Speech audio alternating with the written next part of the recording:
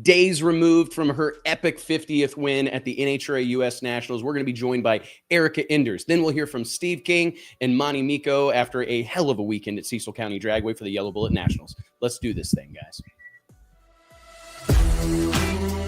Listen, I've never had any problem expressing my opinions, but what we're doing here is bigger than that. These are conversations that need to be had in an unfiltered way. Drag racing's all I've ever done. It's all I care to do.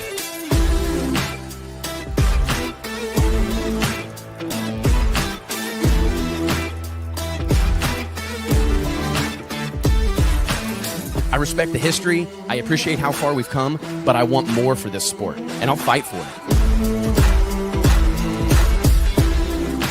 It's uncut, it's unfiltered. This is the show of shows. The biggest names in drag racing. No holds barred.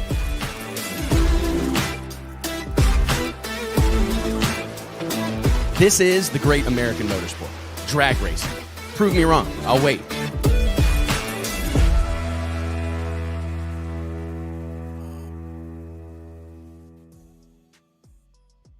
Hey gang, Wes Buck here, Drag Illustrated Magazine, checking in. It is Wednesday, September 3rd, 2000, and my microphone is going awry. The whole stand just collapsed. Okay, we're better. I got it fixed, I think. The whole thing just slid down right as I went to move it. But anyways, we got a barn burner of a show for you guys today. We're going to be joined in about 15 minutes, I think, or maybe a little under that, actually, at this point, by the one and only Erica Enders. Then we'll check in with Steve King, Monty Mikho, talk all things yellowbullet.com Nationals. We got a ton of drag racing to talk about. But before I get too far along, let me introduce my co-host today, the one and only JT Hudson. JT, I got a little special thing for you. Check this out. Ready? It's your theme song. Yeah. You like that? Yeah, I do like that. Yep. How familiar is that sound effect for you? Yeah, about ran. I'm not surprised, man. What's I going on, threw my dude? keys and hopped in the back seat. Bro, Mike is out of town. He's at some driving experience event. So we're down Mike Carpenter today. That's okay. Mhm. We'll get through. But man, we really miss you up at Cecil County. Oh, I tell you, yeah. we had the biggest of time. I got to say a huge thank you to Jim Halsey, the whole team, Kathy Krause Halsey, Eric Davis, Brian Chin, the whole staff at Cecil County Dragway are absolutely phenomenal. The guys in the Tower, Barrett and Gary that were on the ones and twos doing the announcing for the weekend, just everybody, Monty Mikho, Maria Miko, David Miko, everybody was so good to us, man. It really felt like, having never been to that track before, you kind of just don't really know. Like, you don't know a lot of the locals necessarily. Are you going to see some familiar faces? And boy, oh boy, did we, man. It started off a little rocky. Catch this. This is so crazy. So my wife, Mike, well, there's like 4 of us in this group chat, and it's basically Mike and I and our wives, right? Alicia and Lisa, and mainly the girls just chat back and forth. Well, that Mike sounds and I, like a fun one. it's a riot, actually. It's very funny. But admittedly, Mike and I aren't in there that much, but like Lisa and Alicia go back and forth in it basically all day, every day. So anyways, I take off from DFW, land in Philadelphia, which is like an hour from the track or whatever. So I land in Philadelphia, and you know me, I'm asleep before the plane takes off, and I wake up when we land. So I was asleep. I woke up when the plane hit the ground, and I'm like, okay, here we are, made it. And I turn my phone on, and I start getting all these texts, and I'm waking up, getting off the plane. It's packed, So I get off the plane, and I'm looking at all these messages, and I'm like, well, I'm going to go meet. Mike was meeting me in Philly, right? He was flying from Charlotte, and I told him just meet me at baggage claim. And he goes, you probably should scroll up. And I'm like, what do you mean? So I scroll up in my text. My bag didn't make it. And I'm like, Wes's bag didn't make it? And I'm like, this Wes? My bag's not here? Dude, they put my bag on the next flight to Philly. I've never had this happen to me. So my bag, I get there, no luggage. I don't know why I checked the bag. It's just, I've got American, like, whatever, status. So I just check it. It's free. Because you take a huge bag. I didn't even take that big of a bag. I mean, it wouldn't have I know why you don't you even lie to me. Hey, I don't bring as big of a bag as you. Well, I don't. Yeah, you bring that rolling duffel, you could easily fit 2 bodies in. You might have to cut them up, but you could definitely fit a body. It's called the sled. Yeah, OGO sled. It's a motocross bag is what it is. But, that way you can throw extra shoes in and who knows? Well, you got to check that while you're there. I'm surprised that they don't make you like. You remember? And it's like red. It's like it's got all these crazy colors on it. Do you remember when another guy grabbed my bag or whatever? Like, oh, I do remember that. Somebody else actually had a bag like that. Yeah. Well, so anyways, you know me. I actually took it pretty well. Alicia told me after the fact, she's like, I'm really surprised how well you handled the bad thing. I thought you would like probably blow a gasket. And so I told Mike, like, let's just go to the track. And if I've got to buy some clothes, we'll buy some clothes, whatever. And he's like, you're not going to be happy with that situation. I said, nah, it'll be fine, man. Let's just go. They said they'll deliver the bag to the hotel. He's like, I had this happen to me 20 years ago. I went on a ski trip in Colorado and they didn't bring my bag. And it took 3 days to get it. He goes, we're only here for like 48 hours. So we should probably just wait. I'm like, man, they're going to run qualifying here in a little bit. Like, we got to go. I really think we should wait. I'm like, all right. So, you know, classic. So we just hung out there. The flight was going to land in like 2 hours. So we just hung out, went and got the rental car, which was a whole other calamity. The first rental car we get in was a Toyota Tacoma, which is a really weird rental vehicle, right? A crew cab truck. Right. I'm like, what the hell am I going to do with this? It wasn't a bad thing, but I hop in it. You'd have been right at home. It smelled like an ashtray. Like you'd have loved it. I mean, you would have absolutely loved it. And I'm normally not that sensitive to that type of thing. But I mean, it was like on the windows. It was bad. I'm like, this can't be a rental vehicle. Like this has got to be somebody's car. Like there's no way you're going to give this to a customer. Right. So I'm going to deal with it. Mike's like, dude, you're going to be mad in an hour. I'm like, yeah, you're probably right. So I go to the counter and I ask them for another car and they give me another car. So it's a Honda Ridgeline. Have you ever heard of this? What a piece of shit. I mean, very bad, very bad. It's like Honda's take. It's like a Civic and a truck had a baby. And this is what it is, a Honda Ridgeline. And I'm thinking, well, maybe it's got VTEC. Maybe it's going to run good or something. I literally get in it. We pull out of the parking lot. I go over those little rumble strip deals that like shred your tires, right? And boom, lights on the dash, check engine light. It says service all-wheel drive. It's in limp mode. But I know we're going to miss qualifying if we don't just try to go, right? So we just went, you know, it's all good. We just rolled out. But it was a rough weekend rental car-wise. But all of that, it just kind of set the stage for what was actually an awesome weekend, dude. I mean, we got to hang out with Fletcher Cox. His whole crew was up there. Got to hang out with Keith Haney, his whole crew. Of course, Gene Pilot, Steve King, Jess, Chad, Jeff, the whole crew at Gene Pilot Racing like treated us like family. We hung out there. Vic Alvarez was there. Troy Perez Jr., a bunch of our Pro Mod brethren, you know, Jimmy Taylor, John Sear. I mean, the list goes on. I got to see so many people. And man, it was a party from that event. I've always heard that it was great, right? You always hear like, oh man, you got to go to Yellow Bullet. There's nothing like it. And I was torn over this deal. Like I was really strongly considering flying from Philly on Sunday to Indy so that I could be at Indy on Monday. But I was running on fumes and I'm like, I got to get home. We got a bunch of stuff going on with the winter series. Like we got to get to work. So I ended up going home, but absolutely crazy, awesome event. The place was packed out all day long, all weekend.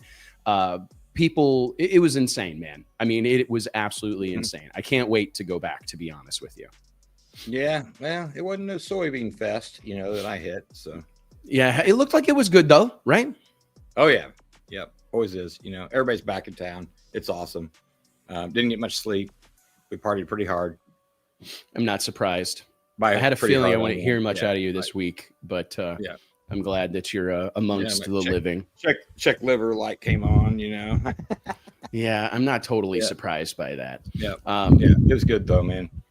No, it was. My daughter moved to Mizzou last week. I didn't tell you about that, but yep, she is my daughter. First full day there, got popped in a convenience store buying alcohol with her fake ID. Oh, T. I screamed at her for a little while and they're like, okay, this happens, you know, like don't let this derail you, you know, because you're already anxious. First day of college. First day. Yep. And I'm like, what are you thinking? It's freshman week, you know, it's during the day. Like, I don't even like drinking that much. Like, oh my God. Well, in fairness, I mean, she comes by it honestly, buddy. So yeah, I mean, I had 10, you probably 10 MIPs in my life. Yep. 10. 10. Yep. That's got to be But that some was- sort of record. Have you Well, called Guinness? yeah. I don't know. Well, I used to have parties all the time, and that was my deposit. Used to? So yeah, so I wasn't running. Like, I'm getting that shit back. That cuts into the profits. You're something else, dude. No, Well, is but everything okay? Did she get it all figured out and everything's all good? And we'll see. Yeah. we'll see. We'll see. Yeah, man. Shit. Dude, Oh, oh yeah. my gosh. Looked like that everything was fun this weekend though. Indy looked like a blast too. Yeah, dude, I'm excited to talk to Erica about Indy for like a multitude of reasons. Like, of course, it's going to be fun to, celebrate with her 50th win. Like, what a milestone. But it like has such a deeper meaning, I think, based on like the last 18 months with Elite Motorsports and all the ups and downs that they've dealt with. And I actually just had a great conversation with Richard Freeman, and he was like, you know what? Like, I can't say that I wanted things to go the way that they have, but man, it meant more.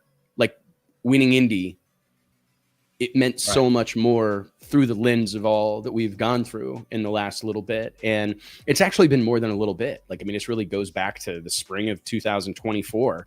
And we'll dive into a bunch of that with Erica in a few minutes. I do want to spend some time today.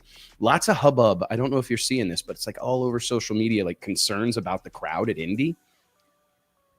And I mean, I'm telling you, man, people, I think sometimes, I think it's fun to talk negatively. I think a lot of people just lean into that, and they see it as an engagement trap. Like, if you say something polarizing like that, you're going to get a lot of input. You're going to get a lot of action on your page. It's going to improve your performance, on people's news feeds. So I understand like the strategy behind it. People just like to bitch. 100%, man. Yep. But I got to tell you, dude, I mean, if you factor in how big of a venue that is and how many people it takes to actually fill it up, I mean, I saw a lot of pictures where the place looked pretty healthy, pretty damn healthy, in my opinion.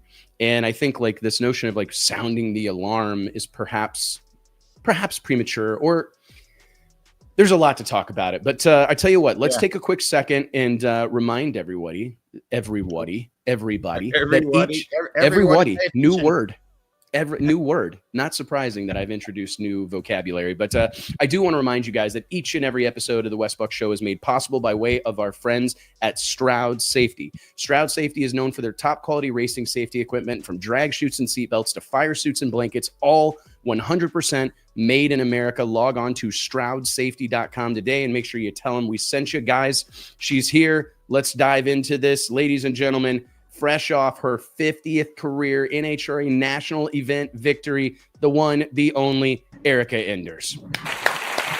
Oh, listen to the sound effects. Yeah. Let's go. Let's go. How funny. How are y'all? What's up, D? Well, we're great, man.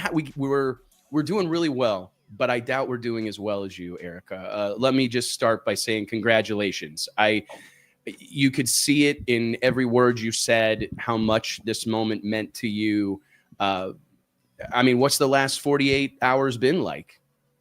It's kind of been a whirlwind, as you guys were talking about before I came on. Like season opener 2024 was the last win. So it's been like over a year and a half. And, my teammates have won and whatnot. And I've totally enjoyed celebrating their victories, but to be able to get number 50 off of our back and to do it at Indy at the U.S. Nationals is kind of storybook, kind of like our first world championship and so many other milestones that we've been able to accomplish together. But as soon as we were done, the winner's circle took forever because we haven't been there in so long, and we wanted to make sure to get shots with all of our partners and the people that helped make this happen. And then finally got to drive that bitch back with my sister. Had a whole pile of people waiting at the pit when we got there, and in true Richard Freeman fashion, he's like, "Hurry up, get your stuff. We're getting."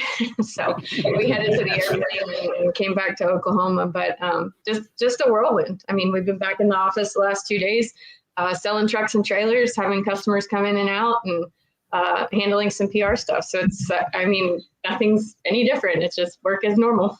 It sounded like you guys had a lot of work to do. Richard said you guys brought home like something like 8 engines that needed to gone through. Yeah, we had a really rough weekend engine wise, and I'm sure anyone that was watching could see that, regardless of how they want to think it happened. We brought 7 engines back in body bags, so the guys drove. They left Indy. They came straight here. We unloaded all the motors last night before we took Sharon to birthday dinner. And we had all the guys in the race car shop, in the engine shop this morning, disassembling 7 engines. So everything's apart, getting analyzed, kind of trying to see what went wrong, and we'll have it fixed, because as you know, we only have this week, and the trucks are leaving on Monday to head to South Canada in Reading. So got a lot of happening, and we have 3 in a row. The first 3 countdown races are back to back to back. So we got to have all the arsenal we got under the benches, and with 7, 8, 9 cars out there competing at a time, you got to have all hands on deck. So we have a ton of work to do. It's crazy, man. Last week, I think, didn't you? We had Courtney on, and she said that you told her that you're going to go win Indy, and you did. Pretty badass. Well, thank you. I felt really, really good after we went to Norwalk for Night Under Fire. I felt like our stuff was running a lot better. Granted, you don't know what the other side of the fence is doing at a non-national event race, but we knew that we were running a lot better. We were able to win that event, and then we went to Brainerd, where had a semifinal appearance and only lost by 0.02 of a second to Dallas Glenn there. So I feel like we turned the corner, and I drove really, really well in Brainerd. So I was like, I'm going to win Indy. Like, you kind of get just a little bit of pep in your step, a little bit of that confidence back that's been attacked for the last year and 8 months. So, not our greatest performance, but we turned 4 beacons on, and we're the one that brought home the trophy. So regardless of how it went down, we did it. We have talked about it, but I think it's worth mentioning that I think so much focus gets put on like who's running well. And there's no denying that the KB Titan group have had an incredible run, and they're running very well. We got some cool stuff coming up with Greg in the next couple of weeks. Like they're doing great, right? But I think that a lot of people laser focus on like elapsed times and mile per hour and who's running better. But the biggest part of the battle that you guys have been fighting, people maybe in the know understand this, but you've had legendary crew chief, whom I've been told and largely agree is the smartest person in drag racing, Mark Ingersoll, go through a double lung transplant earlier this year. He's kind of like the team crew chief. A lot of people in the elite pits lean on him, to help with making calls. He's been something of a mentor to a lot of the younger crew guys. I'm thinking of like Chase Freeman and stuff like that, younger crew chiefs. Then you have Jake Hairston, who is like the critical piece of the elite performance engine program, fighting cancer. Robert Freeman. I mean, all these things going on. And I'm not trying to ask you to air out a bunch of personal stuff, but I do think that it's worth noting that like all of that cannot be overstated, right? I mean, those things, my work day is impacted when I have like an argument with my 11-year-old daughter, right? You know what I'm saying? Like, so I can't imagine how much you guys are impacted when you're dealing with that level of personal calamity. Yeah, it's been tough, and mostly tough for Mark and Jake and Robert. We've battled some serious health issues at Elite, and Jake had major surgery at MD Anderson on his birthday, July 17th of all days, and he was back in Brainerd. I mean, they cut him from his chest all the way down to his undercarriage and opened up his entire abdomen and removed all kinds of stuff, including multiple organs. I mean, he's going through some crap and chemo on top of that. And he showed up in Brainerd. I mean, and he was in Indy this week. And then touching on Mark Ingersoll, last winter, he had a double lung transplant. He's not even supposed to travel until November, but he's been coming back. But some of that is like what he explains is the best medicine. Like sitting at home, you get into this like ultimate depression and whatever. So to have Mark and Jake back, Robert's having his transplant in October. So hopefully things are all turning a corner. But that's like the most important thing to me. I did an interview the other day. Like, I don't care if Greg Anderson wins every stupid pro stock race till the end of time. As long as I have my people and they're okay, that's what matters to me. So Chase and the guys up in the crew chief lounge, Chase, Tim, Anthony, they have all done such a great job, like picking up Mark's missing man formation, I guess. He's been a really great teacher to those boys, but we had to go to battle without like our Tom Brady, you know what I mean? It was challenging, but we're going to get through it. Like, that's what I keep preaching. Like, is it hard to go through, and does it take a big shot at your overall team confidence? Absolutely it does. But we rally together, and what tears most people apart makes us stronger. And I think that's what's so special about our family here. So I'm glad to have my boys back for sure. I bet, man. Tell me about like how much because this is one of the things that Richard and I were talking about earlier today is just, and we've had this conversation a lot, like with our next guest, Steve King, we can talk about how much your driving is impacted by your confidence level in the race car.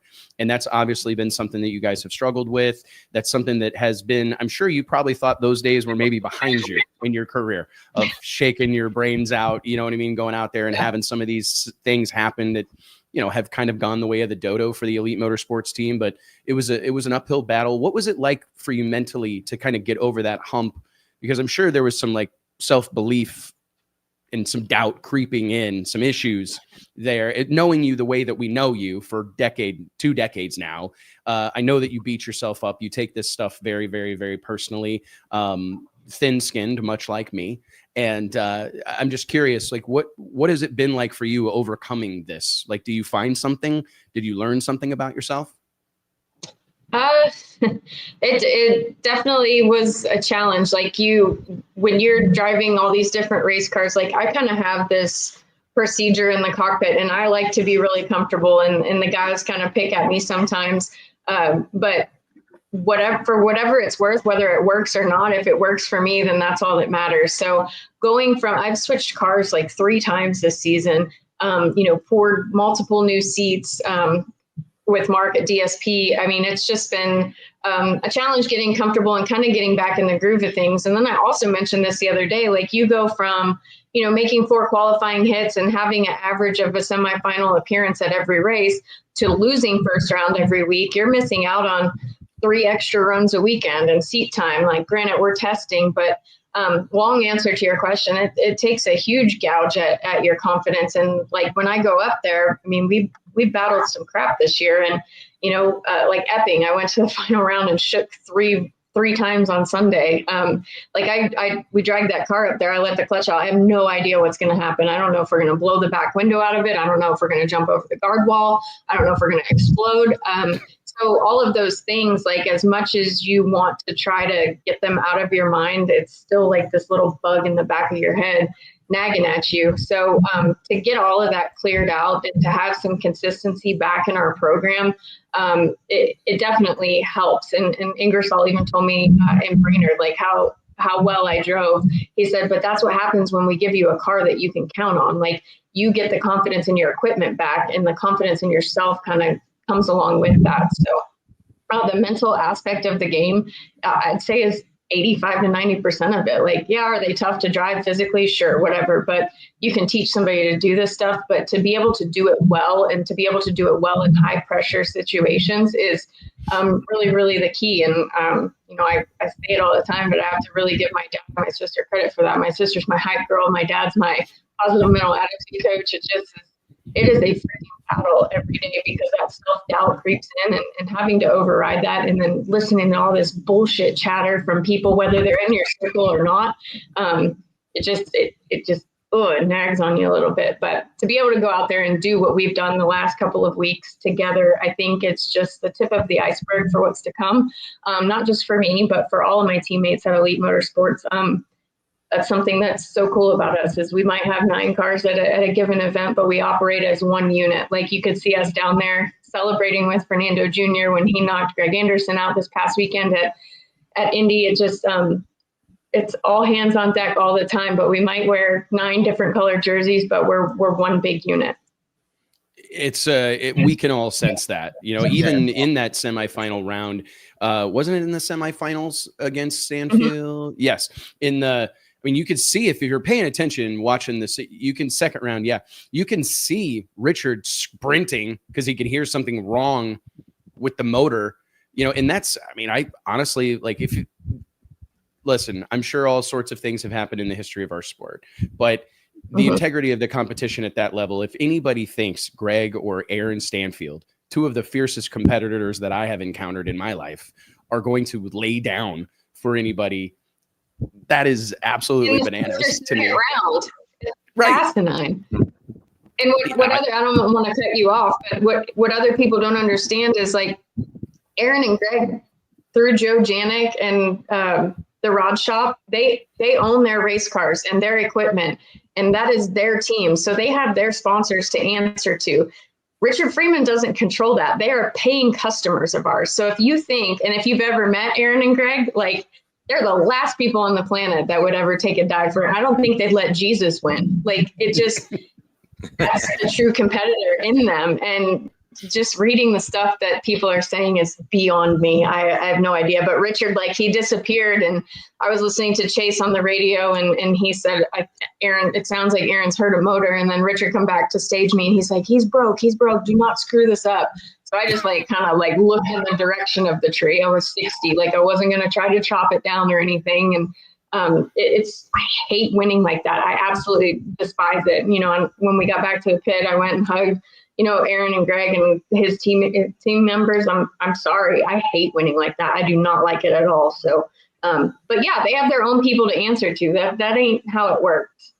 No, I mean, anybody that pays attention to this stuff knows the expense that's associated with it. And it's like, nobody's spending this kind of money to race at this level and then having things like that come into play. Like, there's just not enough to gain, right? I mean, it'd be one thing if we were out there racing pro stock for $50 million or something. Yeah, it would be. You know what I mean? Yep. Maybe you would have some more gamesmanship like that. But so much of our sport, and I think this is one of those things, I've thought about this a lot, how our sport is so unique in that the money is largely secondary. No one goes drag racing to win a bunch of money. Like, I'm sure there are some sportsman racers or big money bracket racers throughout the course of time that have done well for themselves. But like, the rule, in my opinion, that's the exception to the rule. The rule in drag racing is that you're going to go spend every dollar you've ever earned to win very little. Yeah. And so no one is going to forego the feeling of victory. You know what I'm saying? Like, no one is going to sacrifice that, because that's about the only thing you're going to get. For mouse nuts, I mean, they don't pay anything to win. And we spend more on hotels for 56 people on the road than there is money available to win at the end of the day. So I think you're absolutely spot on. It's all about the hardware at the end of the day, and doing it with people that you love. That's got nothing to do with it. And every single person that is on my team, I'm not going to speak for the other teams. I know how competitive we all are. So all that shit is so stupid.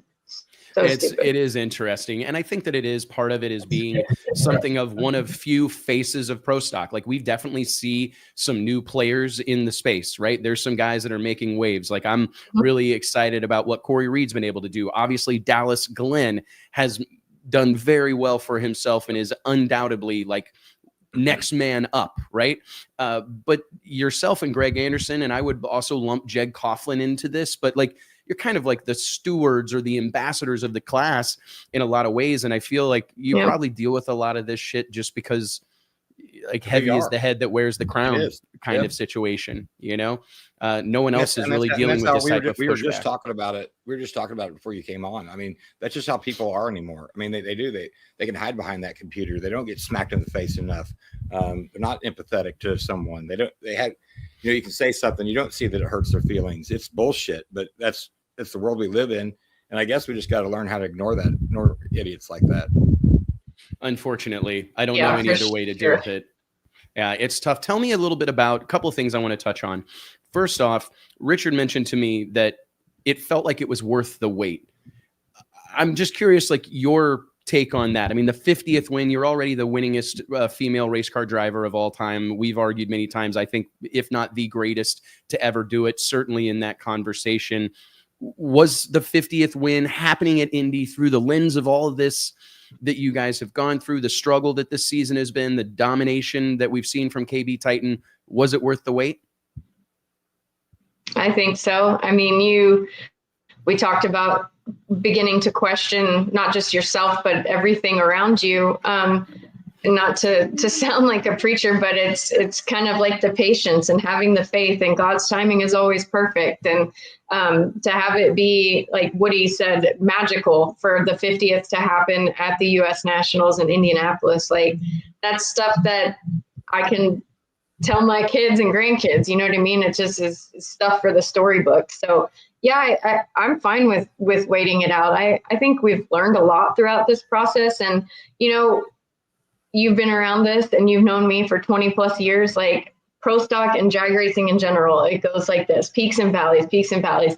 You have to have the staying power. The pendulum is always going to swing in the opposite direction. You can't quit. You can't ever give up. And I think the biggest lesson is battling through that, because it's not easy. It really sucks to suck. I've said it a million times this season. I don't have a better quote for it, but it sucks to suck. And you just put your head down and you go to work. And then, like, on the other side of it, it's extremely gut wrenching. It's extremely humbling. And sometimes you need those lessons, but going through what Mark and Jake and Robert are going through, what we've gone through as a team together, I think you kind of learn what's important. Like, drag racing is stupid and it doesn't matter at the end of the day. Like, it really, really doesn't. In this small little bubble that we live in our drag racing world, like, what we do is pretty important, and we can feel that way at sometimes, but in the whole grand scheme of life, it just really doesn't matter. Like, I'm blessed to have a great family and a cool car to drive and a great house to go home to, and a small, solid group of friends that support me. Like, those are the things that matter in people's health. This crap doesn't matter. It's not who we are. It's just what we do. And that should be my lesson, is like, how blessed am I that I get to wake up and be a professional race car driver. And that's literally my job. Like, okay, that's pretty dang cool. It is pretty dang cool. What does Richard always say? Drag racing is something that we get to do, you know, and I think that is, it's something all of us could probably hear a little more frequently, because we've had to have that conversation internally here, and a lot of times with different racers, you know, and we all take this stuff extremely seriously, right? And I know in those moments, nothing means more than whether or not I got lane choice, or nothing means more than where I'm at in the run order. Nothing matters more. But at the end of the day, we're not curing cancer out here. We're blessed to get to do this. This is something that people dream of. There's a million people that would trade places with almost all of us, right? And so I feel very blessed to get to do it myself. I'm curious, what is your thoughts on the timing, right? I mean, it would appear that Elite Motorsports, the gap has been narrowed between the two pro stock dynamos. The timing headed into the countdown. I know that this is, you know, a lot can happen over the course of the next handful of races, but I'm just curious, like, do you feel like now you're positioned to kind of perhaps play spoiler a little bit, or at least make things interesting? I definitely think that we can make things interesting. We still have a lot of work to do. We are still solidly behind where we need to be. We know that. Some things went our way on Sunday for us to be able to win. Some things went our way in Sonoma for Greg and Aaron to be able to win. But sometimes that plays a little bit of a role. And then as far as the luck part goes, you create your own luck by being a good lever, by having a car that's within a couple of hundredths of what they can do. The pressure is on. And I kind of like coming from behind. Like, rather than playing defense, you're playing offense. And to me, that's a little bit more fun. So there's like a little bit more at stake, because it's not their championship to win or lose.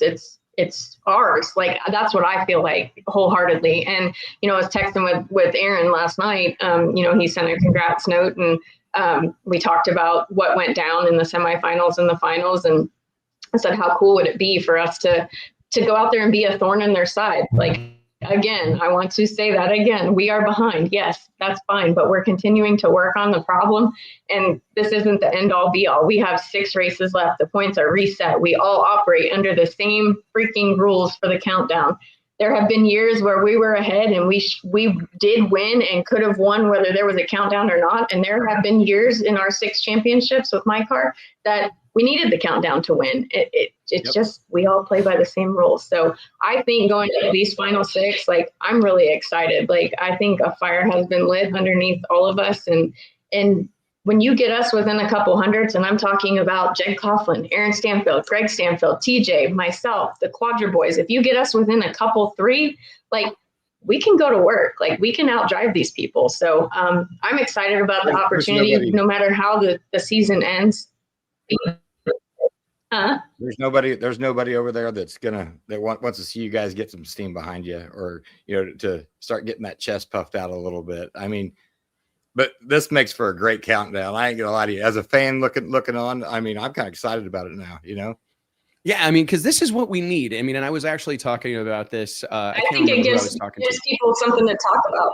100%. Like, this is what we needed. And this is what makes and has made Pro Stock so special for years now, is that like everybody can say whatever they want about the cars looking the same. Dude, I don't care. I want to see Erica versus Greg. I want to see Dallas versus Jeg. I want to see these titanic personalities and icons of our sport go head to head in some of the closest racing that's ever happened. And there's so many cars that run good now, because as much as we like to talk back and like look on the glory days of what the perceived glory days of Pro Stock, I mean, there was only a couple of cars that could win every weekend, one, maybe two. Now there's 20 that could potentially win if things fall their way.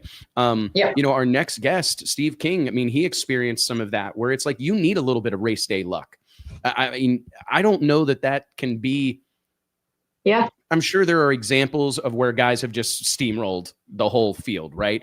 But more often than not, you're going to need something to fall your way, right? I mean, I don't think you can really feel bad about that. Yeah.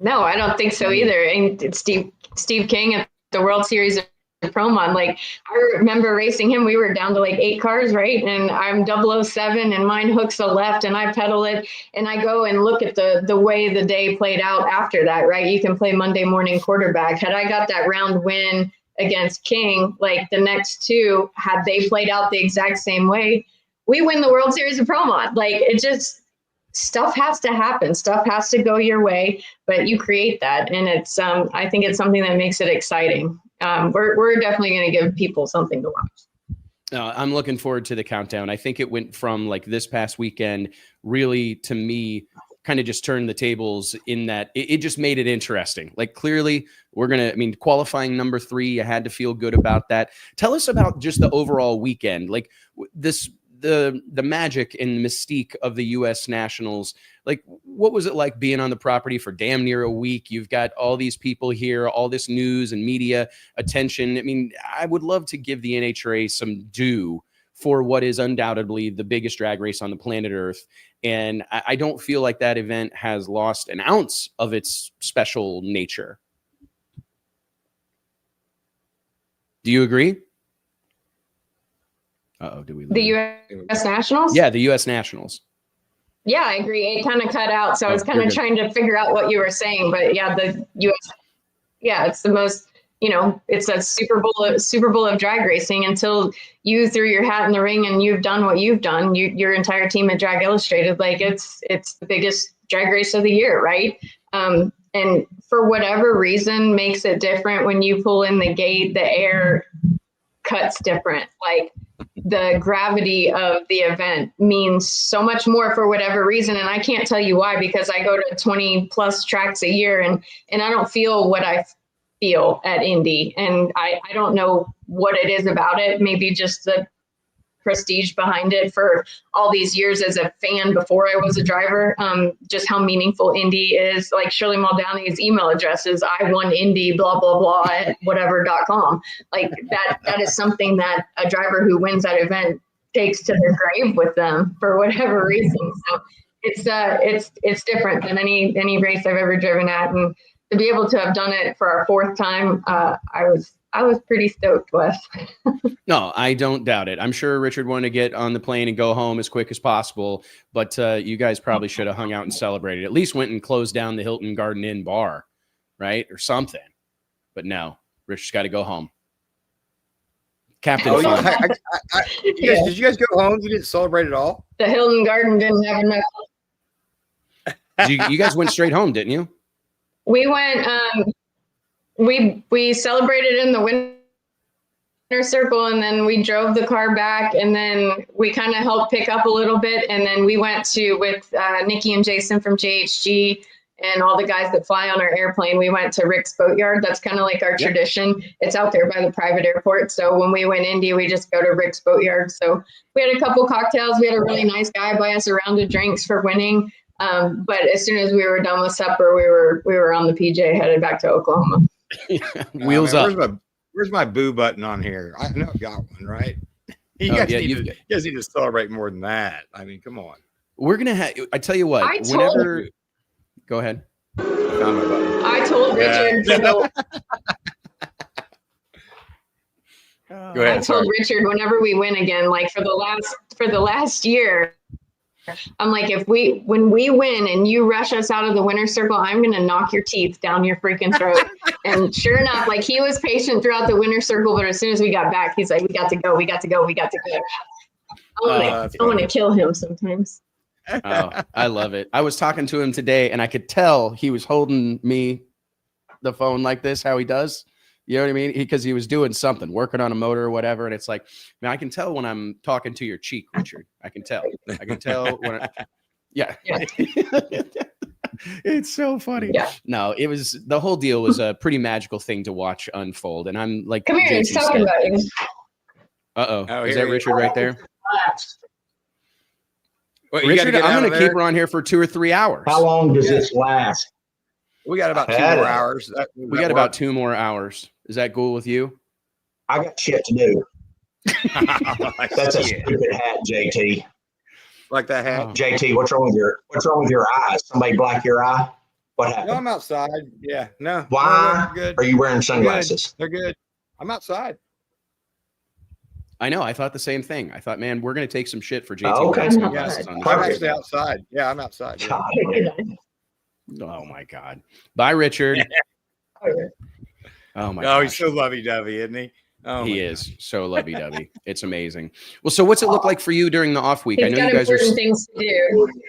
Slinging trucks and trailers, fixing motors, but when you guys will roll to, like you said, South Canada, early, middle of next week, no testing between now and then, right? I mean, you guys have got the cars where you want them probably, or getting close. I know you guys like to go shake them down and test in Tulsa, but in the countdown, there's probably not a lot of time for that, eh? Testing? Will you guys do any testing over the course of the next few months? We're gonna have to tell Richard to get to work on that internet. Yes, we're actually trying to find a place to test right now. We were gonna go to Tulsa. It's freaking Wynnywood. It sucks. I know, right? But yeah, we're looking for a place to test. It's supposed to rain in Tulsa the beginning of next week. So we tried to get St. Louis. They're having their NASCAR race there this weekend. We were going to try to hit St. Louis on the way up there. Now we're looking into Cecil County. So we're trying to find a track to test at before we head to Reading, because as you know, we really struggled with a handful of our cars, especially TJ Coughlin's. His car, he's been in multiple cars too, and it keeps giving us fits. He didn't get down the track any qualifying pass. So we really need to straighten his car out, because I mean, he's a paying customer too. So it's super frustrating when you have one car that ran really good and then one that didn't even get down the track. So yes, we are going to go testing. This weekend I'm gonna try to head home to Houston for a few days to hit the master reset button, because we are in the middle of 12 in a row. We were in Tulsa, then Sonoma, Seattle. From there, we went to Norwalk for the Night Under Fire. We went to Brainerd. The next weekend, we were in Wisconsin for C-Tech and doing a match race up there. Then we went straight to Indy. We're doing some more testing, and then we got 3 in a row. So, I mean, it's like boom, boom, boom, just race cars all the time. So Richard's going to the ranch to plant deer plots for hunting season. That's all he's been talking about, because come November, he's going deer hunting. We don't really care, but he's out of our hair. I'm going to go home. Hopefully the boys get a couple days to sleep and do their laundry. But we have so much going on. It's crazy, but we are looking forward to it. It's an exciting thing to watch unfold. And we couldn't be happier for you, Erica. Thank you for spending some time with us. Congrats. And I can't wait to see what happens. It's going to be fun. You're making a movie for us.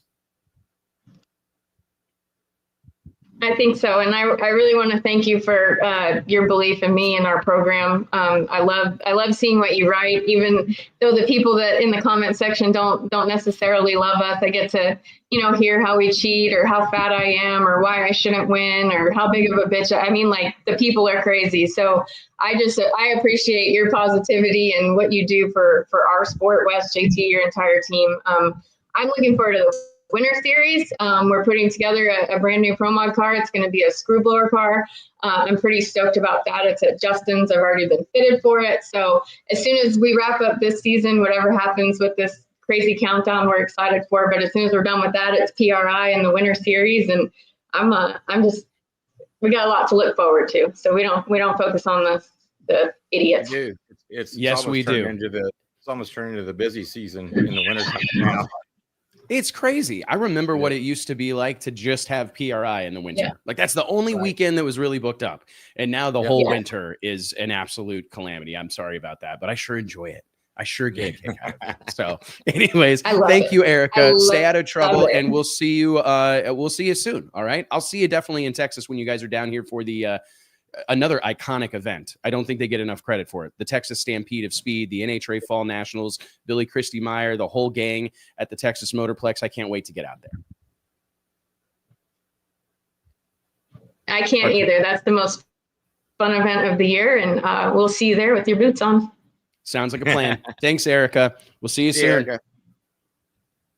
All right, guys, let me take a quick second here and remind you that each and every episode of the Wes Buck Show is made possible by way of our friends at Redline Synthetic Oils. Formulated to win, proven by you. We're talking about a brand trusted by the best in the business. That's Ty Tutterow, Steve Torrance, Callie Mills, Spencer Hyde, Scott Palmer, Tommy Franklin.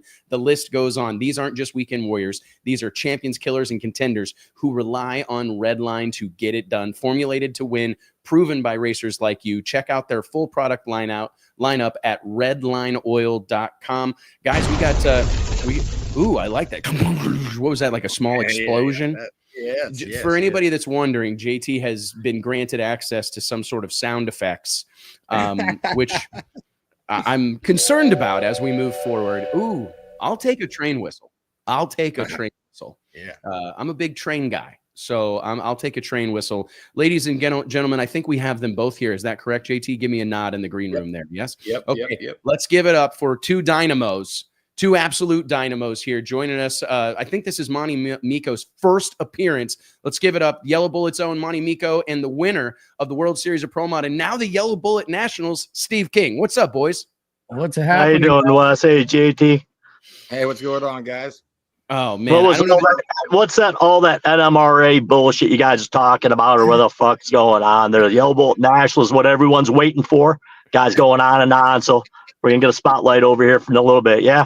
So let's get it going. The whole rest of the show, nothing but yellowbullet.com. All right. I want to talk a little bit about, first and foremost, man, thank you, Monty. Like, what a great event that you guys have built. 16 years in the making. Did you ever imagine that this is what this was going to become when you cooked this idea up with Jim Halsey and the gang at Cecil County all those years ago?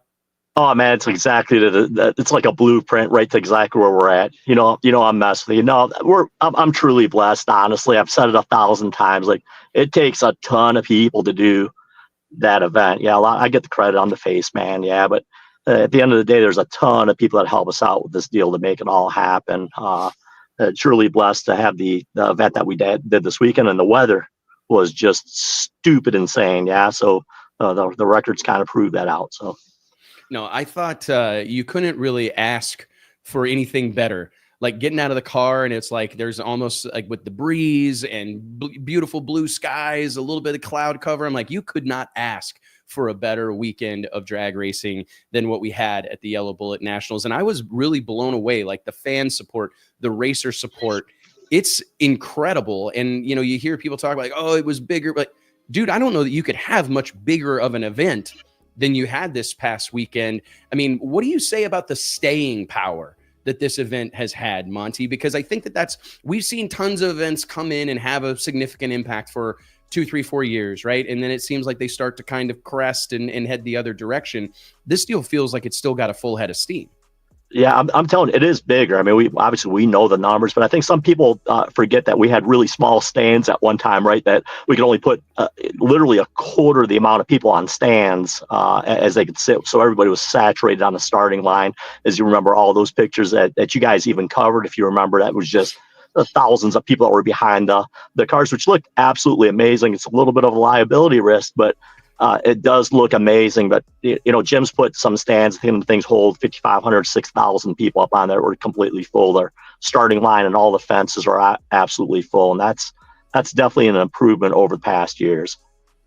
I thought one of my favorite, and I'm curious, I want to hear what you thought about this, Steve, because you've experienced like weaving through the big crowds, but that massive humanity in the staging lanes is so badass. Like that's not the place you think you want to watch the race from, right?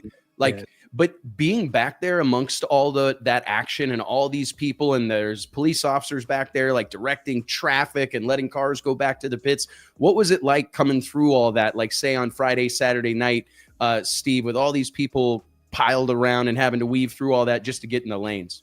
Well, Monty and Jimmy do a hell of a job getting them guys in there, and that place is stuffed every year, Friday night, Saturday night, and you roll up through there, and you think you're at one of the biggest outlaw race, which you are of the year, and all these people are there, and it gives you a hell of a feeling. You're going up through there, and you're trying to look where the starting line is. You're trying to get to the starting line, even getting down there. Like, damn, am I getting lined up in the water bottle? You know where the water is until the sea opens up. The sea of people open up, and you go through, and that race for us is one of our biggest races of the season, period. Everything else, we go to that race for what Jimmy does, Monty does, and the biggest, and I'm going to say this right here, one of the biggest reasons we go is because of what Monty, Jimmy, Fletcher, and Gene Pilot does for the kids on Sunday, and that is one of the big reasons we go. That's the number one reason why Gene goes to this race. Monty, tell us about that. For those that don't know, all you'd have to do is follow Keith Haney on social media, and he would tell you how much shit he bought for people. But I'm just busting my brother's balls. I love Keith. But he's sure. I don't know how many bicycles he bought. I think 6 was the last video I saw. But I'm curious, Monty, where that is a really cool part of this. All these people donating toys. Tell us about it. Let me tell you about the Keith Haney thing, because I want to strangle him. You'll probably get a little bit of a chuckle, and the people out there will get a chuckle. Keith reached out to me and said, "Hey, man, I want to buy 10 bikes, Monty, but I don't know how to get them. Is it possible that maybe you could help me out on that?" And I said, "Of course, Keith, because I could never say no, right?" Well, I went ahead and kind of went online and seen what we're going to get. 5 boys' bikes, 5 girls' bikes, because we split that competition in half. And me and my wife at home, we went to the local Walmart, and I grabbed the kid from the parking lot that's pushing buggies and said, "Hey, kid, you want to give us a hand? I got some bikes I got to buy." And he said, "Yeah." And he walked, great kid, went up there, and we picked out 10 bikes. My wife was doing some shopping. I'm picking out bikes, everything that I would want as a kid, from small all the way to big. And we stack all these bikes at the cash register. And my wife rolls around the corner and she says, "So how are you going to get them home?" I said, "Well, I'm going to get them home. I'm going to bring the trailer and pick it up." And she said, "So how are you going to get them back to Maryland?" I said, "That's a really good question." So we took every single bike, put it right back up on a rack. So I ended up ordering those bikes in Maryland, and a girl named Heather Miller out there is a total sweetheart. So I could send them out to her house and keep them there. So Gene Pilot knows what a pain in the butt those bikes are. They're an odd shape. It's really hard to stack them and put them somewhere, and they always try to pawn them off on me. They did this last year. Gene and Steve got us bikes, and they did the same thing this year. But to tell you a little bit about the kids contest thing, I was recruited really into the sport as a small kid, like just walking around the pits with my brother, and the racers would reach out and they'd put you in a race car and they make you feel like really cool, and they'd give you like a shirt, or maybe they would sign something, or they'd make you feel like a team, right? And I felt as a little kid that I was part of a race team, although I had nothing, couldn't even drive, for Christ's sakes. But I always said, as I started racing, in the NSCA, NMCA, and all that stuff, if I had ever done an event or something like that, I would always make the kids a part of it to recruit them in the sport. I mean, when we were racing the NSCA, we'd always recruit the kids and try to get them in the sport. And that's really the basis of why I do that kids contest. It's a beanbag contest. Any child from a newborn literally all the way to the age of 15 has an opportunity to win some wickedly awesome stuff. I mean, Steve and Gene there went all out. I mean, they got us these big like sticks or like balloons, and I had the kids beat up their parents with them, and they shot. You guys brought a shirt cannon out there, and they're shooting shirts out and the thing. I mean, it's just a spectacular way to keep the kids pleased and really recruit them to the sport. My wife and I kind of flipped through those pictures from like day one, from 2010 when we did the first Yellow Bullet. And those kids that are in that kids contest are literally racing right now. They are there racing. We get the kids that come up that are adults now that come up to us and go, Monty, this is, we're there at the kids contest and we're racing now. And that truly makes our hearts smile, right? It feels that we did something for the race community, and that's what we're supposed to do here. So that's the basis of that kids contest. I mean, we love to do it, my wife and I, the kid, and there's a lot of people there that help us as well. And a lot of people donate as well, a lot of money. But when the kids are smiling, we did something right. Yeah, because they give you the honest opinion. If they were frowning, we know that we don't mess something up. But in 16 years, we're blessed to say that every single kid's had a smiling face walking up out of Cecil County. And you could see it. Like, I saw all the kids like thrilled, grinning ear to ear. And it was like, I was seeing kids riding around on scooters and like ganged up, you know what I mean? Like, there's a pocket of them over here. There's 6 or 8 of them. And then there's another group and they're all bebopping around. And I say this a lot, but like, what other sport could you take a group of young kids and just let them wander? You couldn't do that at an NFL game. You couldn't do that at a Major League Baseball game. Who knows where they would end up? Right. But at a drag race, the community is so incredible that you can literally trust that, like, if a kid falls down and scrapes his knee, Steve King's going to run over and help him pick him up and find his parents or whatever, or get a Band-Aid on it. Like, that's a pretty amazing thing that I don't know that we celebrate enough or talk about enough, because like cars may bring us together, but I really think it's this community of people that bring us back. Like, when I was thinking about going to Yellow Bullet, I wasn't excited to see Steve King and Jimmy Taylor. Like, I want to see these guys race, of course, but I was excited to go see Steve, go see Jeff Miller, go see Monty Mikho, go see Fletcher Cox, go see Jim Halsey, like, go see my people, right? Whatever happens on the racetrack is secondary to getting to go see all my brothers and sisters in arms. So I give you a ton of credit for that, Monty, because it's clearly making a difference. And I wish there was more promoters that thought about it through that lens. And the honest truth, I'm going to tell you, it's to be selfish. It is a relaxation for me. It's a pretty stressful weekend, as you can imagine. Parking, anybody puts on an event will tell you, like, parking is the absolute worst. Yeah, because everybody wants the one spot right up in the front. And I said, one of these days, I'm going to invent this machine that a guy's going to pull their race car in, and it's going to go up one stage, and another car is going to pull in, and we're going to give everybody that exact spot. And we call it Pro Mod. We're going to push a button, and each car is going to come out of that station, because then we could park them. Yeah, but once we're past that hurdle, things kind of start running a little bit smoothly. But that Sunday, I think all the racers, everybody really knows to leave us alone, let us do our thing. We have fun with the kids. We spend quite a few hours with them, laughing and playing and throwing freebies away and eating candy with them and sitting on the floor. You'll see all the pictures. And we get to be kids as well. And that's our relaxation time. Yeah. So we enjoy it just as much as the kids do. So to be selfish, it's a little bit for myself as well. And it wasn't just us. It wasn't just us either, because Jimmy Taylor jumped in there and threw a bunch of shirts out, and Keith Haney jumped in there, and the bang sticks throughout the stands. And Wes is like Hulk Hogan, man. He's up in the stands signing autographs, signing shirts. He done had to throw him a Sharpie. I mean, he was the celebrity there this weekend. Dude, I bet I handed out, I don't know, how many of those did we hand out on Saturday, Steve? 500? A bunch. Yeah, bags and bags and bags of them. Yep. And Gene you guys were shooting T-shirt after T-shirt after T-shirt through that cannon.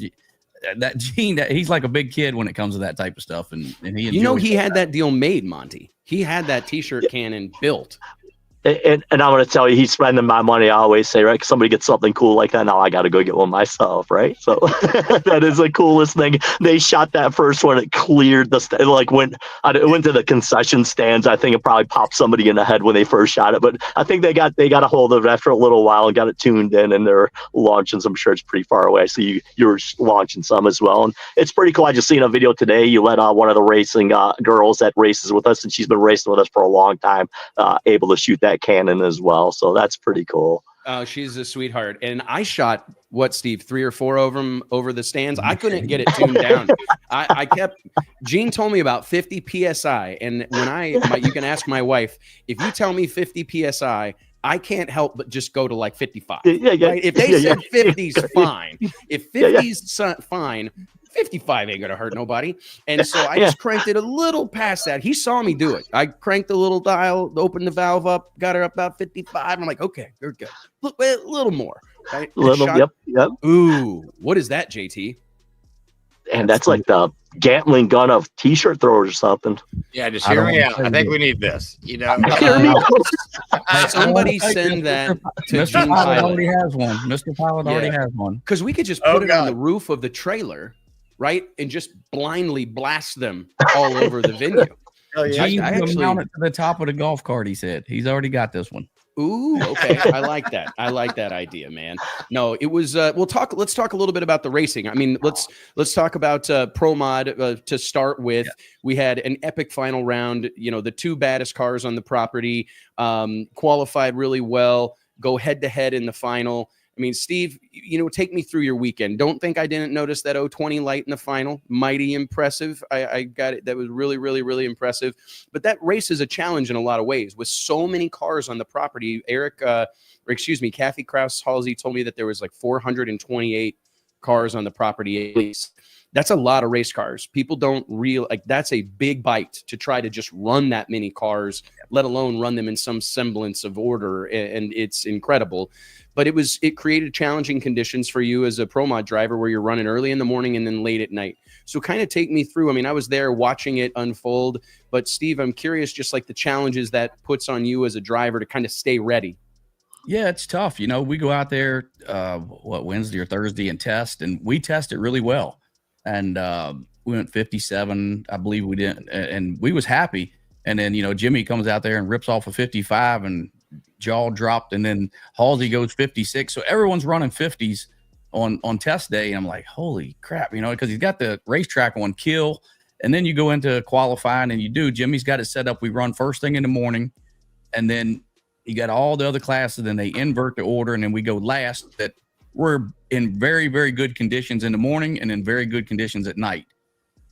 But for us as racers, we're sitting there for all day, whether we go out and get something to eat or whatnot. And, you know, it's a long, long day. And then you got John Salemi, my crew chief, he's sitting there all day. Of course, he's on the computer calculate. So it gives him 10 or 12 hours and he's changed his mind. And he gets on the scooter and rides down, comes back and he changes his mind, right? And because he's just constantly calculating to know if you're going to run good or not. And we went out there and I think we missed it Q1 and shook, and we come back around and, you know, John comes in that night and he made some major changes, and that thing goes out there and goes 54.4, and I wasn't expecting it. I knew the wheels up and it was trucking, but 54.4, I'm like, holy shit. And I don't know where that came from, but you know, that's Jimmy's racetrack and really good conditions. And then, you know, I got to give that credit to John and Evan and Jim up there prepping that car, give us a really, really good race car. But it lasted for all of about 45 seconds. And Jimmy Taylor comes behind us and goes a 54 with a 0. And so we end up when you go 54.4 and you end up number 2, you know, when you're in a badass field of cars. So, you know, and we go out there. I think we was 1 and 2. Jimmy gets a bye run. I have the one and only Victor, their first round of eliminations. And, you know, John doesn't back the car down for any, he doesn't care who's in the other lane. He looks at the racetrack and he's going to make the best possible run that lane will take with the conditions. And I wasn't expecting it. Goes up there and goes 53.8 and a little bit of smoke come out the end there. And, you know, we go out through there, we get a win, and the rest of the guys win. And the point I'm getting to, that night, you know, if you go through the pits, there was 2 cars that were still up working on their stuff. You know, myself and Jimmy and my guys thrashed. Wes was involved, and, you know, we got the motor back in there and we put our stuff away. I think we started up like 1:30 in the morning, 2 o'clock, and put our stuff away. It wasn't quite done, but my guys were tired and they're like, we're out, we're done. It's close enough. We'll finish it in the morning. And I'm riding up, headed to the motorhome, and I look over and Jimmy has his shit just tore everywhere in his pit. I'm like, damn, I didn't know turbo guys did that. I thought they just drank tea and walked around and stuff, right? But they did. They had their shit tore apart, you know, and they was really working on it, just showing you what type of team they got over there. I think, I mean, there's a couple of things I want to talk about. So, Monty, what do you make of, I know you've always been a small tire guy, but I've been glad to see Pro Mod kind of become one of your marquee categories. I mean, you had some badass racing, like LDR was absolutely lit. All these classes were great. But do you like follow Pro Mod closely enough that you were going, hey, we may have something historic happening here performance wise? Oh, absolutely. I mean, I do follow the pro mod fields and a big fan of it as well. I'm not dedicated to a tire. I play the tire guy on the internet, right? But just to cause controversy, and it's pretty fun, right? I've swung back and forth, as everyone knows, and right. I've been a slick guy, I've been a radial guy, I've been every kind of guy, tire guy. But anything that causes controversy, I usually am knee deep inside that stuff, as you know, Wes. But yeah, to watch the cars go. I mean, he says he went a 54 with 4, 54 with a 0. But I mean, Jimmy Taylor had gone a 53 in testing, right? And even Chucky Alch, it was really happy for him to see a 58 coming up out of him. He's a 2-man team, him and his wife. And Chucky's been a huge supporter of ours for so many, many years. I don't think he's ever missed a yellow bullet. You know what I'm saying? He's come to every single one of them. Mike Achenbach going a 59. Like, all these guys, it makes my heart spot. I know how hard these guys work, right? Pro Modified is not an easy class. It's a very tough class. But Jim Halsey obviously went out there and just, not just one time, but a few times, like set and reset the record again, right? To have that fast of a field is truly incredible, all in one place. Oh, to me, like, that was one of the things that I was noticing is it's like, when Achenbach went 59, right? I mean, that is a run that in any other context, people would have been setting shit on fire, like flip. I mean, that is a moment worth celebrating. I mean, there's like a handful of nitrous cars on the planet Earth that have ever done that. And it was funny because you could tell that it wasn't up to snuff for them. Like, Brandon Schweitzer spins around and kind of looks at the ground and walks off. And I'm like, man, this is like a fist bump, rock and roll kick moment. Like, come on now. But that just demonstrates the level of competition that exists right now. I mean, to your point, Steve, guys working on these things. I mean, I went over by Jim Halsey's trailer. It's pretty top secret over there, but there's one thing I noticed. There's 4 bullets under the bench ready to go. These guys are prepared to do whatever it takes. I mean, what do you make of like just the evolution of the competition in Pro Modified, Steve? Just across the board. Well, just like you said, the competition level's second to none. It gets better every year. I don't know how it can, but it is. And guys show up prepared. I call it preparation, and you got to know what it takes to run. You have to put the budget, and I say that loosely, but you have to have the budget in order to do it the right way, and that's what it takes. And then the personnel, you have to have the right people in the right places, and most of these guys do. That's running up front, and they'll put the work in where some guys may be out at Woody's out there having a drink at 8 o'clock, and the rest of us is either putting pistons in or transmission or making a converter change or whatever these cars ask for, and you got to have the parts and pieces and the people willing to get underneath there and get greasy and make it happen. It's not top fuel racing, but I can tell you these guys are not afraid to lean on them, and that's what's happening. 100%. And I think that work ethic and commitment to the craft, and like you said, there's a lot of things that go into it, budget, manpower, all these things. But I'm seeing guys that are like getting out of their comfort zone, trying new things, not just doing what they've always done or doing what the guy that taught them told them to do, right? Like, I think that's probably what we saw a little bit with John Salemi, is that he's got so many runs and his book of data is like so significant, but you get conditions like that. I mean, 500 foot or whatever, like a killer racetrack, arguably one of the best ones that you're ever going to race on. Then you start having conversations that maybe you've never had before. We're going to probably have to try some things and go into some uncharted territory. And we saw the results of that. I mean, one career best after another career best after another career best. Not a lot of events where things like that happen. Talk to me, Monty, just about like all the locals that you introduced me to. Like, it seemed like you literally knew every person on the property personally.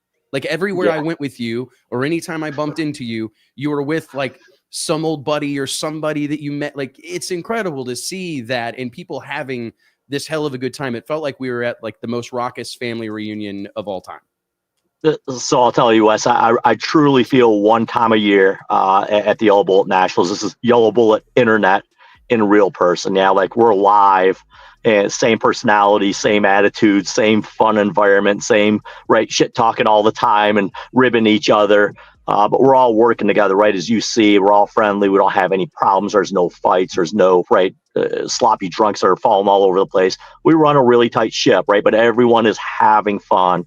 And these guys are just repeat, people that keep coming back to the Yellow Bullet National. They have fun and they plan. You could probably check. I didn't check because we get an Airbnb now, and the lady knows that we're just like on auto reset, if you may. But we used to Yellow Bullet Nationals. I'll tell you, I think maybe 7 years ago, we walked up out of there, and at the end of our checkout, we asked the lady at the front desk. We said, "We want to book for next year." She said, "We're sold out." I said, "Excuse me?" I said, "We're sold out." So we called the Holiday Inn. Holiday Inn sold out. Then we called the Comfort Inn. The Comfort Inn sold out. Well, that's the 3 local hotels that are within, a few miles from there. We run back and forth to the hotel. We don't take a motor home, right? So my wife and I, we kind of need somewhere close, and we're kind of screwed, yeah? And we knew then that if you're going to book your hotel, you really need to do it before the event, because people upon checkout are definitely all booking it up. But to know everybody there, Wes, I do spend a lot of time up on my scooter. I really don't watch the race as much as people think. They think that I watch from beginning to end. Sometimes I really don't know what's happening, especially on Sunday, yeah, because the eliminations is happening and we're having fun with the kids playing the cornhole game.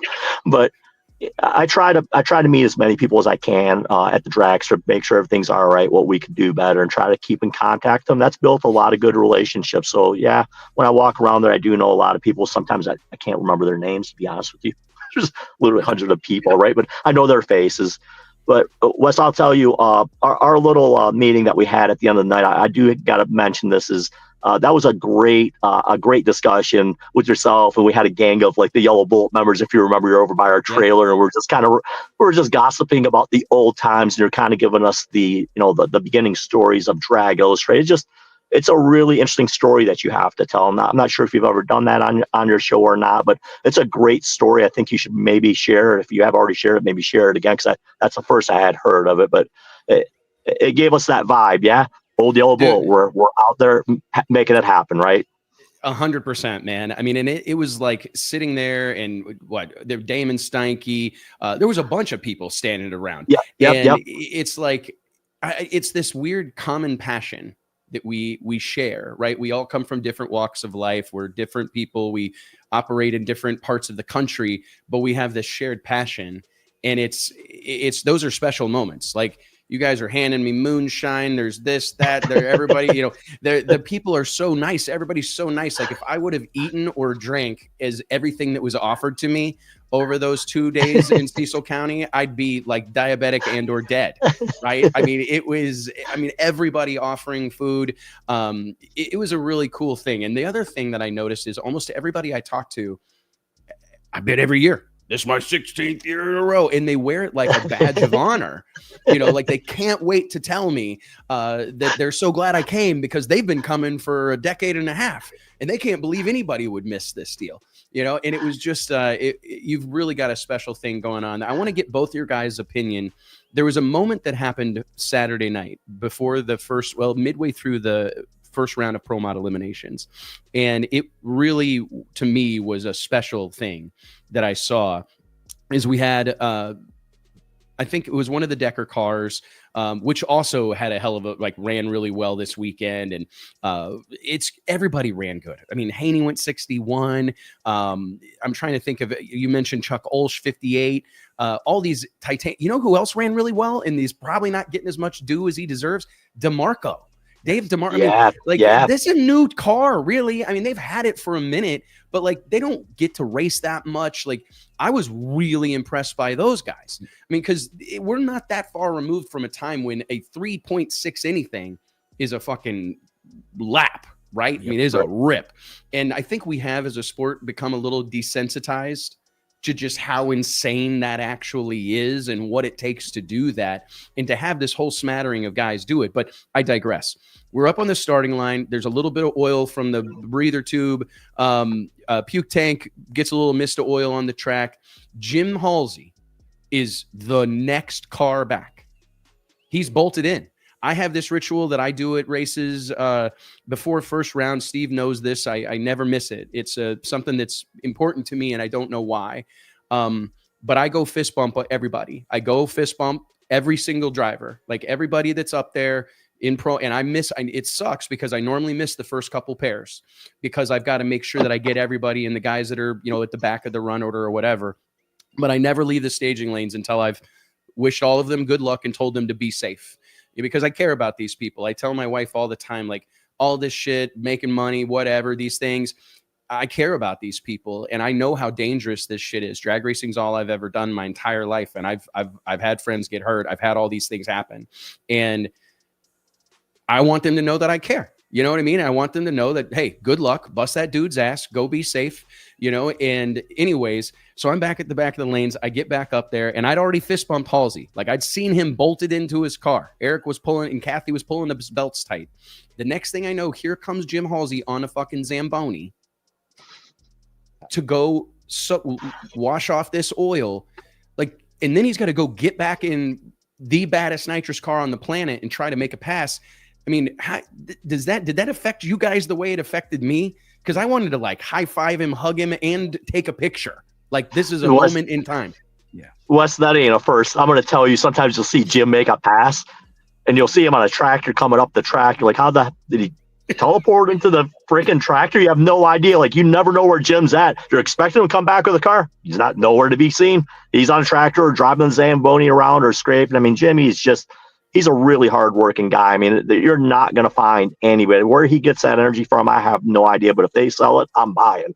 But, Jim, Yellow Bolt, we had Pro Modify, I believe it, the first year. And we had a bad experience there, and I kind of kicked him out. Yeah, and I think we went 2 or 3 years without him. And Jimmy said, we're going to, could we bring him back? Monty, I says, yeah, let's bring him back. Jimmy said, I want to race. And Jimmy, you are not going to race this event. I need you to kind of like do what you do. Is like, this will never ever affect the racing, will never affect the event. And boy, he did not lie. I mean, you could see till today, from that long ago, over 10 years ago, when he said that, he's still strapped in a car, will jump out to make sure that every racer is safe, that's going to get down that track, and the best track that he could possibly give every racer. He's going to do whatever he can. And if he's got to lose the race to do that, he does that. So, and that's not uncommon for us to see there at the Yellow Bolt Nationals every single year. We're used to it now. Yeah, you just don't know where Jimmy's at. He might be in a car. He might be in a Zamboni. He might be in a tractor. He might be scraping a track. He might be picking up garbage on the side of the track. He might be doing anything at any time. So, yeah, impressive. Incredible, Steve. You had to be. Yeah, impressive is an understatement, right, Steve? Because I mean, as a driver, I was in the car behind him. I was strapped in, and he jumped out of that car and jumped on that Zamboni down through where he went. I took my helmet off, but I stayed strapped in. I'm like, damn, should I get out the car? Shouldn't I? He's in clean the track. I don't know. I kind of got making you feel guilty. Yeah. And usually once I strap in, I don't get out. I just sit tight. But I didn't know how long it was going to be, but I stayed in there, and here he come back and strap back in. And, I don't know if that affects his mental when he pulls up to the tree. Maybe it does. Maybe it doesn't. That's a Jimmy question, but impressive. That's just an understatement what he did this weekend. Yeah, I couldn't agree more, man. Because I was, like I said, I filmed it. I was videoing it. I'm like, you just don't see this type of thing really ever. And to see, and it's not like he's there participating. I mean, he's there racing at the highest level with a very competitive car, the most competitive nitrous car on the planet. And you're going, this is really, really, really impressive, man. I don't know. It was Jimmy doesn't race to lose. If he's there, it ain't there just to be in the field. I can promise you that 100%. If he is there, he's not there to think he's going to lose. He's there to kick everybody's ass. That's what he's there for. 100%, man. Monty, before we cut you loose, just all the people that support you. I know there's a lot of brands, a lot of guys like the John Sears I just want to give you the floor for a minute, because I know you mentioned earlier that, there's a lot of people that contribute to this, and, thousands and thousands of fans and family members from the yellowbullet.com forums. Man, it's incredible what that, I told you, I had a longtime friend and an advertiser tell me, this has been many moons ago, but he literally looked me square in the eyes. He says, my business lives and dies by the forums on Yellow Bullet. I mean, can you speak to the impact that this message board has had on the drag race, on the sport of drag racing? For a long time, that was where you went for any news, any insight. but it was interesting to hear from you how much of it was rooted in technical support and how much of it was rooted in trying to help racers improve their programs when they can't get a hold of somebody or don't know who to ask. So, I mean, just take me through that a little bit, like all these, what this has become and all these people coming together and what it means to you to have that kind of support. Yeah, I'll tell you that, the tech support, as we talked about in that little circle that we had, and we had kind of a great opportunity to discuss that. But the forum was literally a tech support forum is what it was supposed to be. And the way that I figured that only way I was going to keep the tech support really clean is by giving a place where people could just talk trash, if you may. If they had something stupid to say, they could say it in one area. If they had something technical to say or needed some help, they would go to the tech sections. And that's why I did what I did. Yeah. And that concept obviously took off obviously in a very big way. As you know, the site I let go in 2014, the race I started in 2010. Trying to credit people, Wes, I wish I had a list here in front of me because it probably looked like the yellow page. It literally would. There's just a ton of people here to give credit to. My wife obviously is my backbone. My brother David he does just absolutely a ton of work for us. We got a girl named Patty that helps us out. Heather, Robert, obviously Jim and Kathy are huge supporters, and they're Jim's partnered in with me on this deal. So I'm not a sole man getting this stuff done, but all the track personnel over at Cecil County Dragway. We've got a gazillion sponsors. Like I said, it's just a really long list. I'm sure I'm missing like a million people, and I wish I had a list here in front of me because I'm sure I'm missing all those people and probably very important people. But I just want to tell everyone that I always appreciate everything that they do for me. I definitely could not do this alone. A lot of times I walk out of the event, I'm broken. Like this weekend, it took us literally 12 hours to get home, and it's 2:00 in the morning by the time I'm getting to bed and getting up to get to work at 6:00 in the morning Tuesday. I'm just running on very little fuel. So without those people, I couldn't do it. Sometimes I think, is it worth it? But these guys keep me going, and they keep me doing it every single year, and I thank them for letting me do that. So I don't think you're going to get out of it anytime soon, big dog. I tell you what, man, like I feel like I feel obviously late to the party. Been a big believer in what you do for a long time. I took some beatings on Yellow Bullet. Trust me. I got ripped to shreds on there a handful of times, but I think that's kind of like a rite of passage in the sport of drag racing, perhaps. Yeah. Hey, I wasn't immune to it either. Like I was a target many times. You could search the internet and put my name on it. You're going to see a lot of different things. But I laughed, right? I wear thick skin, and I know how that dynamic goes. At the end of the day, a lot of people say a lot of things online. Most likely they wouldn't say to your face. Yeah.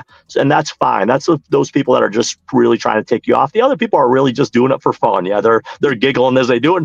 And I'm guilty of it myself, right? Sometimes I'm just egging people on just to egg them on to see what the reaction is and, cause controversy and people get carried away with it. But, at the end of the day,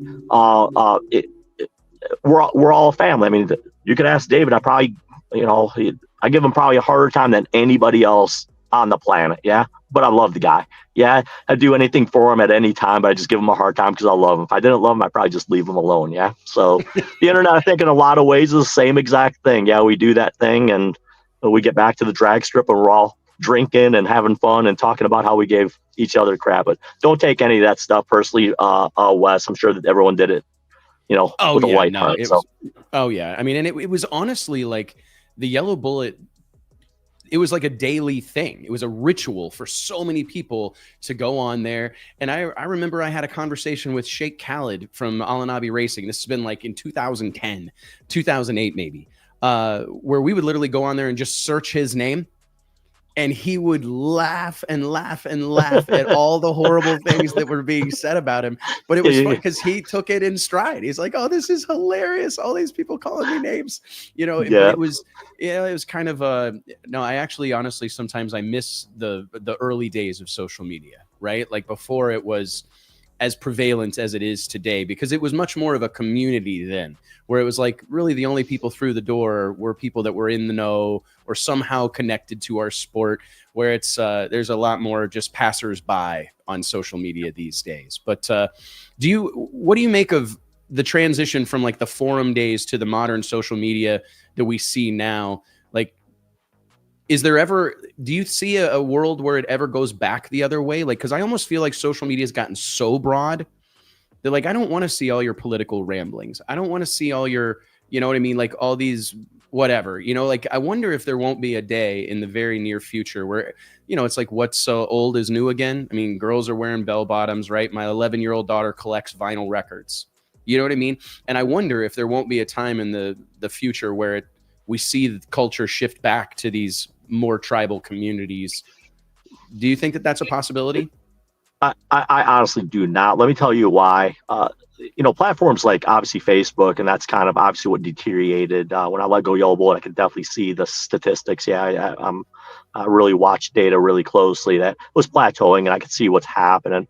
But Facebook gave everyone kind of like their own forum where they have control of all the content that they see, all the content that they read, all the content that goes on their page. They can delete it. They can manage it. Yeah. I never gave anyone that opportunity. Yeah. As you know, what went on Yellow Bullet stayed there for life. Yeah. I mean, you know, my attorney would tell you, I got myself in a lot of legal trouble. Yeah. I mean, I've had lawsuits on very high caliber. Some people might remember the CEO. You might not know this, Wes, but the CEO from a bank in California was suing Reebok because they came out these like little curved shoes and they're supposed to shape your bottom and make you exercise. And this is a very high profile woman. She's at like a top level making, you know, millions of dollars as a CEO. The people on Yellow Bullet, well, they, you know, used her name, they photoshopped her and all that. So when you would type her name in, the 15 pages deep of Google search were all these pictures and nasty grams and all that stuff. And I got myself in a lot of legal trouble. Yeah, there was high profile attorneys. I had to get like a real attorney. Like I had the regular attorney. I had to get like a real team of attorneys for that. You know, that's stuff that people don't know about Yellow Bullet. They're like, why did you, you don't, it was a legal liability. But I left everything up there, right? I stayed true to my word. People put it up there. And it used to upset me when somebody would modify my post, right? That's what the atmosphere of Yellow Bullet is. Don't modify my post and don't delete it because now everything's hearsay. You know what Monty said? Well, you didn't ever have to say that in Yellow Bullet, right? You just go reference the post and you know exactly what it said. So, yeah, so I don't think, I think people are spoiled now where everyone's got like their own forum. They like control. They like reading only what they like to read. That's I think where we're going to stay. I don't think people are willing to jump back. Yeah, I think it's the new world. That's just the way it is. The internet, you can type it in, hit enter, and away you go with it. Yeah, Yep. I've wondered about it because it does feel like it's so broad and it's so, I don't know, it's not as, like if I could get on a Facebook and it was just all my racing buddies, but it's also like, it's up to us. Like, what do you engage with? Right. Cause the algorithm's going to feed you what you engage with the most. So you got to be mindful of that. Cause you're kind of setting yourself up. You know what I mean? Like if you're engaging with a bunch of political stuff, they're going to show you more political stuff. Yeah. You know, Yep. so I'm scared to type anything on there. I'm scared. I don't type too much shit. I talk enough shit in the pit. Come on, Steve, you're softening up. These past years, I'm gonna have to give you some shit here because these past few years are softening up. We're gonna have to kind of get you back into the wild again, where you just said what you had to say, and whatever anyone felt, that's just what they felt. So that's usually after hours. That's And then don't let me tell you now, Steve. right? All you gotta do, is talk about it around your phone, and it's gonna be up there anyway. Yeah, it's true. That's true. That's the I truth, can talk man. shit with the best of them. I just don't put it on the internet. The way I roll. Oh, Yeah. it's I feel like you guys have done a good job of like coming out of your shell. We're seeing more and more of that. And I think that these platforms and the various places that you can put yourself out there, and that's what's going to grow our sport, is connecting, like them or hate them, these personalities. You know, that's what we need to shine a light on the personalities and let people get to know folks. And I hope that that's what we're doing right here on this show. Monty, thank you so much, brother. I know you got to go to the next spot, but we really appreciate you taking some time to chat with us. Thank you so much for the hospitality. And I can't wait to see you again, brother. Anytime. Why don't we see you again? So come on back out. Sounds like a plan, Monty. brother. Thanks, Monty. Hey, guys. All right. Bye-bye. Steve, I want to take a minute here and talk to you a little bit about just how does this win in the way you guys were running? Because I'm curious, like, do you feel like any of that will translate to the next stop on the PDRA tour? Like, do you feel like you're carrying a bunch of momentum? Or to your point about John Salemi, which I found really interesting, because I was talking to John about that. He's like, there's too much time to think. Like, yep. I'm left to think about this stuff and stew on it and stew on it and stew on it. And you come up with something and then you second guess it. And I'm just curious, like, all the progress that was made and how fast you guys were. And like I said, career best runs, incredible performance across the board. Do you feel like that will translate into the next outing? Yeah, we really hope so. Right. I mean, we're in the points battle over there in the PDRA, and we got 2 races in one coming up at Galat. And, that's a lot of racing in one weekend. And that's going to define, I think, the season championship. Out when that weekend done, there's going to be 1 or 2 cars or 3 maybe for the left to go to Virginia to try to win the championship. So if you don't do good at this next stop, I think you're down. So I'm hoping that momentum carries over. I mean, we've had a very good car all season, even through the Winter Series. We've had a very good car, and the big thing, we won the World Series, and you guys really put us out there. And I didn't want it to be a fluke. I'm like, we've got to go win another big one to make it where that's not a fluke, because just you win one big one, with a little luck here and there, but you got to have that, I think, to go through the rounds of the type of competition we're in. And I got to give a lot of credit up there. And I said it earlier, but I'll say it again with John Salemi and Evan, Jim Salemi. Those guys take the car back. They prep this car in between races. I mean, I've got to come home and work, and my guys got to come home and work. And, I got Chad Wright on the crew. We got Tyler King, Bubba, my son, who's a big part of the crew, and that helps me. And then I got the one guy that's been with me for 25 years. Jeff Miller's been with me for 25 years. That's more than most marriages, right? And I think that's what it takes to have that type of crew and everyone, getting along, and what John and them do up there. And then, our car and Melanie's car is very similar in traits and gives John a lot of data to do. And that's really helped a lot, and to make our car way better. But I can tell you, come Sunday, I was so happy the sunshine come out. I was so happy. I know we run good, but the last 2 rounds, we really got lucky there in the middle. We broke a rear, Decker red lighted, and we went out there and broke a rear. And, Jimmy Taylor he came over and said, how much time do you need? How much time do you need? And my guys were thrashing. I said, Jim, I got to put in a rear in this thing is not like a simple task. And it took us a little over an hour, and we got that thing rolling up there, and Jeff leans in the car. Hey, man, don't do nothing crazy. We just put that rear in. I'm hoping it's going to go straight. I'm like, this is the final round, right? This is the final. Don't tell me not to do nothing crazy, but I'm going to the finish line one way or the other.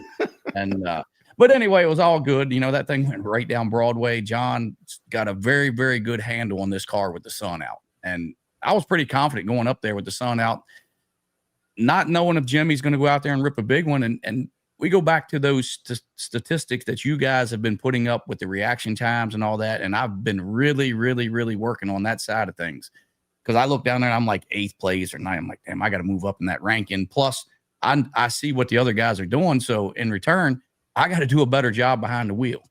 I've always late rounds, final round, run somebody that's really good, and I know they're really good on the tree and fast. I've always tell Jeff or Gene, I'll be there if I need to be. But you can't race that way anymore. You have to be good every round, because that's how good the competition's gotten. There's no doubt, man. And I got to tell you, Mike Carpenter and I, that was the conversation that we had when we rolled out on Saturday night. The conversation we had was, you guys have a really impressive operation. Like, just the effort, the way, like, especially when you guys went to swing the motor on, what was that, Friday night? Yes.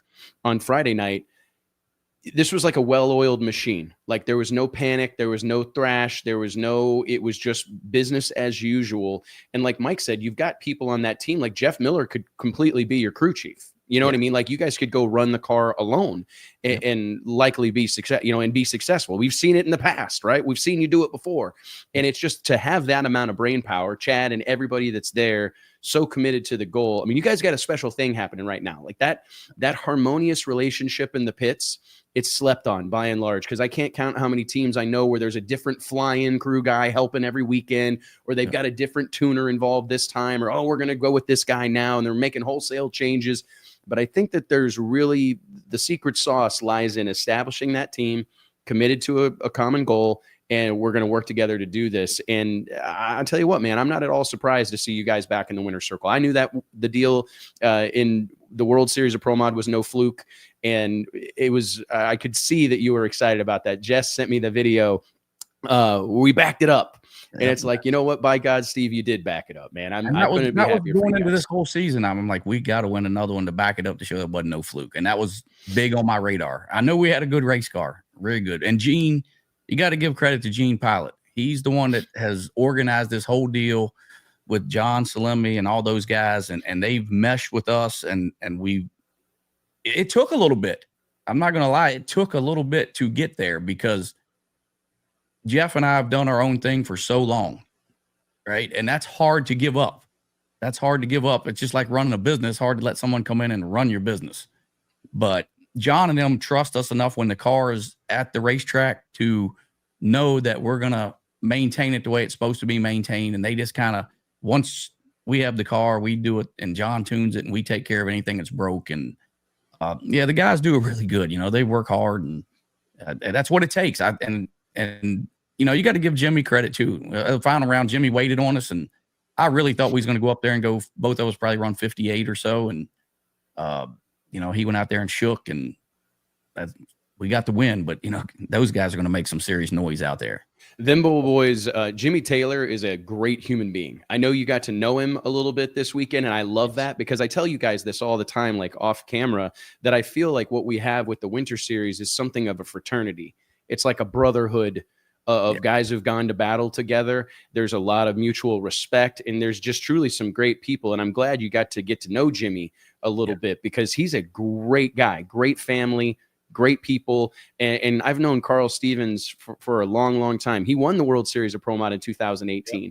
And I've been a believer. I called him Pro Mod Jesus back then. And I still have a lot of faith in this young man. Carl and his dad and the whole group, they're going to be a problem. They are 100%. Going to be a problem. That, you know, after that race, and we all celebrated for an hour or two or whatnot we did there. And gosh, I think the whole pits, Jimmy's whole crew was over there. We had pizzas, we had wings, we had slushies, we had, I don't know what all the hell we had over there. We had everything out, right? But after everything's done, everything's put away. And, you know, we was on the golf cart and me and Jimmy was up by the pond, just sitting by the pond talking, you know, and kind of got to know each other a little bit better than just we shit talk back and forth at night, you know, whatnot. And that's part of it. If you can't do that and have a little fun doing this, I don't see any reason to do it. Agreed. No, I was glad, man. That pond, JT, this is a true story. So there's a pond right behind like the second row of pits, pretty good sized pond full of fish. And through all day long, there would be kids up around, like, because early in the weekend on Friday, I saw someone walking through the pits with a fishing pole.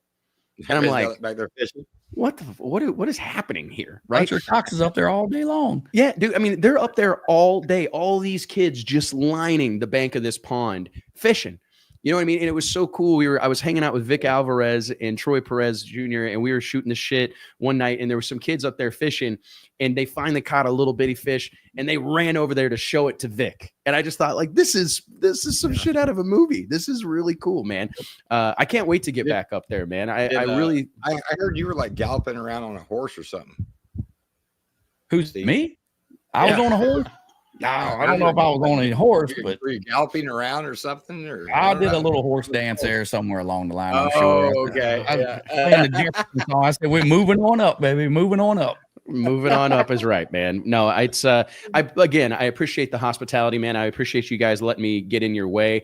I asked Jeff's permission. I asked Jeff, I said, hey, you want me to take the headers off this thing? And he's like, that'd be great. I'm like, fantastic. So, you know, yanking motor mount bolts out with you and getting the bell housing bolts out with Chad and trying to get that engine out of the thing. And golly, those are moments though. Like, you hate to tear anything up, but when you get to see everybody dive in, like, those are the moments I live for, man. A lot of people think you just like I've had people say you're underneath the car. I'm like, who else is going to do it? Who else is going to do it? Right. I usually jump in on the bottom. Jeff's getting older. He stays up top, right? He stays up top a lot, although he does get down there. But he will. That's a good son of a gun right there. I've only gotten to know him over the course of the last couple of years or whatever, but what an A1 human being. Like, just always happy to see you. Never got to wonder what kind of mood. I always tell people I judge people a lot by consistency, like not having to wonder what version of them I'm going to get, you know? And Jeff is like just consistent. He's just a good old boy having a great time, working his ass off. And I'm glad I've gotten to know the whole Chad, the whole crew. You guys got a great thing, man. I get a lot of my faces. You guys have got me on every podcast and all this other stuff. You guys put me out there because we won the series, and I'm more than thankful for all that, for what you've done, and all the people that come over and talk to me. I get all the face stuff because I'm the one driving the car, but those guys are the ones, that really do all the work, and John and Jim up there and Evan behind the scenes up there. So there's a big circle behind the thing. Like Gene wants nothing to do with this stuff. I can tell you that right now. Gene wants nothing to do with this internet. He wants nothing. Although I think he sneaks back in the closet and gets on his secret Facebook account, and I think he goes through and looks at all the comments, right? But I think he might. I think he might. But we do the videos and stuff, and I got to thank you guys. I do, because we always flew underneath the radar, always. And I don't think we are anymore. So no, the radar is pinging, ding, ding, ding. Yep. Last thing before I let you go, how crazy is it to see your car in a video game? Huge shout out to Paul, Zach, awesome. The whole team at No Limit Drag Racing. I was playing it last night with driving the Savage. That's, to me, I still get a big kick out of that. Like, just feeling like I grew up playing video games. I'm from that generation. My kids are big video gamers. I still play video games, and to see a World Series, to see a Pro Mod car, any Pro Mod car in a badass video game is cool. But to see Steve King's Pro Mod in this video game because he won the World Series of Pro Mod, it's awesome. It's awesome. It's the best shit ever, dude. Who would ever thought that? Some old country twang dude like me, right? Because that's what I get. I get labeled as a hillbilly with this twang I got. It is what it is. I take it as a compliment. Hell yes, I do. I don't care. Yeah. But it is to see that video game and see the detail those guys put into it. And I'm living a dream. I'm telling you right now, I'm living a 1,000,001 lifetime dream right now, doing what we're doing with the team we got. And then put the car on the video game, and my son's like, Dad, look at this. You're on the video game. I'm like, fuck yeah, I'm looking at it. Hell yes, I am. Fuck yeah. And I don't know how else to say it, right? I don't know. Like, I would have never thought I'd be on a video game, right? Well, and people don't realize that, like, I'm blessed. Like Paul at No Limit is like one of my good buddies. I've known him for years and years and years. And Paul, like, he tells me how many people there's millions of active users on that game. Yep. And like, you can't tell me that doesn't make a difference. Like, and I'm not saying there's some 20% of all those people end up buying a ticket to a Pro Mod race, but just the fact that we are introducing the words Pro Mod, introducing the words drag racing, like making this cool and accessible to some kid who's never grown up. Like, I grew up in an auto repair shop. This stuff was shoved down my throat. I couldn't get away from it, right?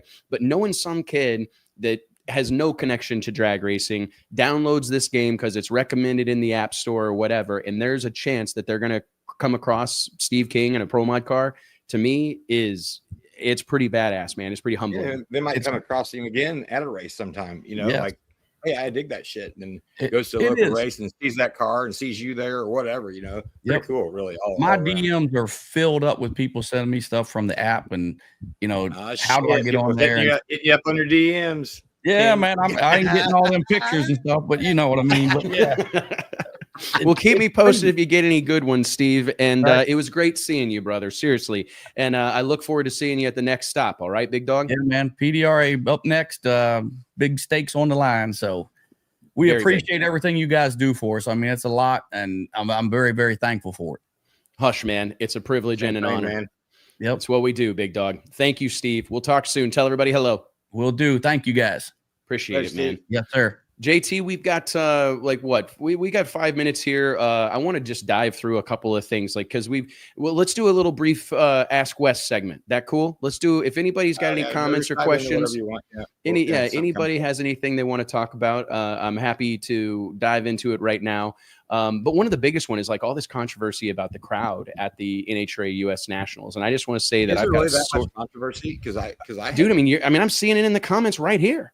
Like there's comments saying there's one guy that's kind of butthurt. Well, and I don't know, but I do think it was interesting because there was chatter about this, and I wanted to say that I did some research, did some digging, and the facts that I have from a very reliable source is that ticket sales were up from 2024, right?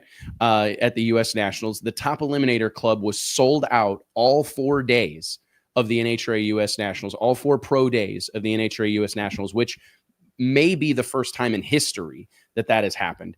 The campgrounds were sold out the entire weekend, and they're constantly doing expanding the campground.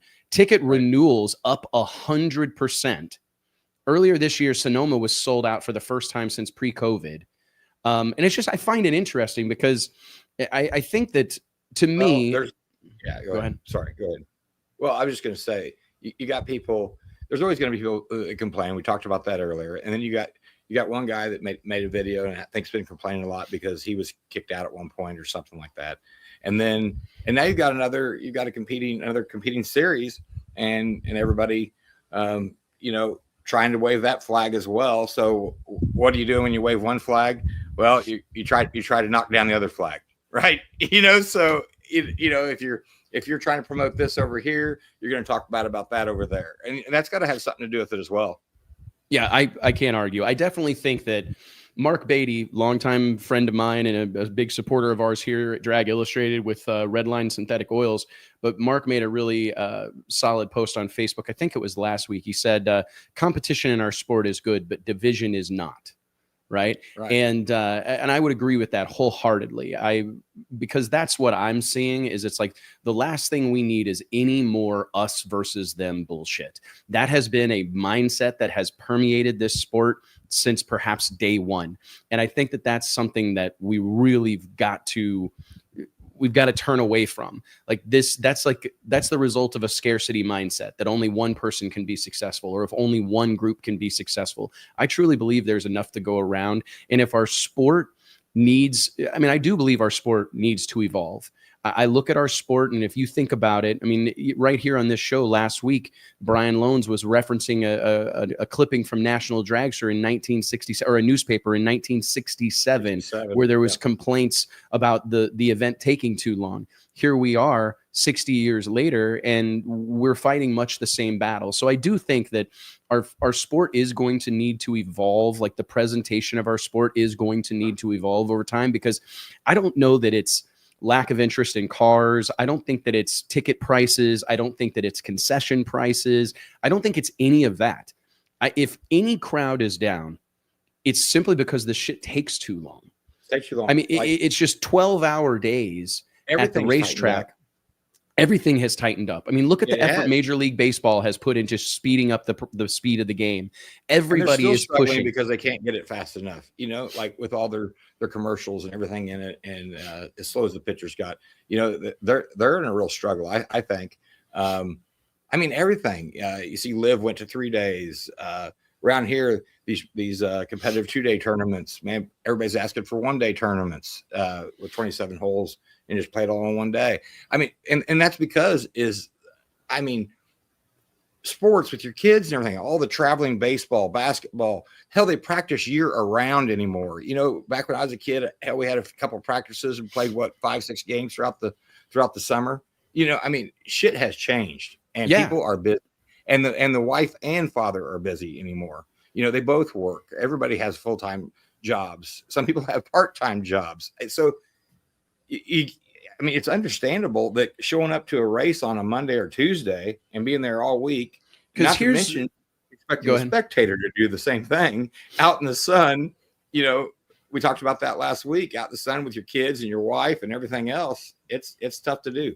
That's a big bite, man. I mean, and I think about that because if you were to take, I mean, just imagine if you took every fan that bought a ticket from Wednesday to Monday and put them in them stands at one time, right? Yeah. For 3 or 4 hours, what would that have looked like? You wouldn't have been able to put right. But the problem is there's so much coming and going. It's so difficult to take the temperature of these events, to be honest. I mean, because a lot of times the crowd at these events are transient. You got people that come in and they watch one round of nitro qualifying and they're out the door. They got their money's worth. I mean, Brett Kepner and I have had this conversation on 100 different occasions. I told him that I had to train and teach some of our team not to be concerned when we see people leave the World Series of Pro Mod after E1. They saw what they came to see, right? Yeah. Not everybody is the hardest of hardcore fans that knows Stevie Jackson and knows Steve King and wants to see who wins.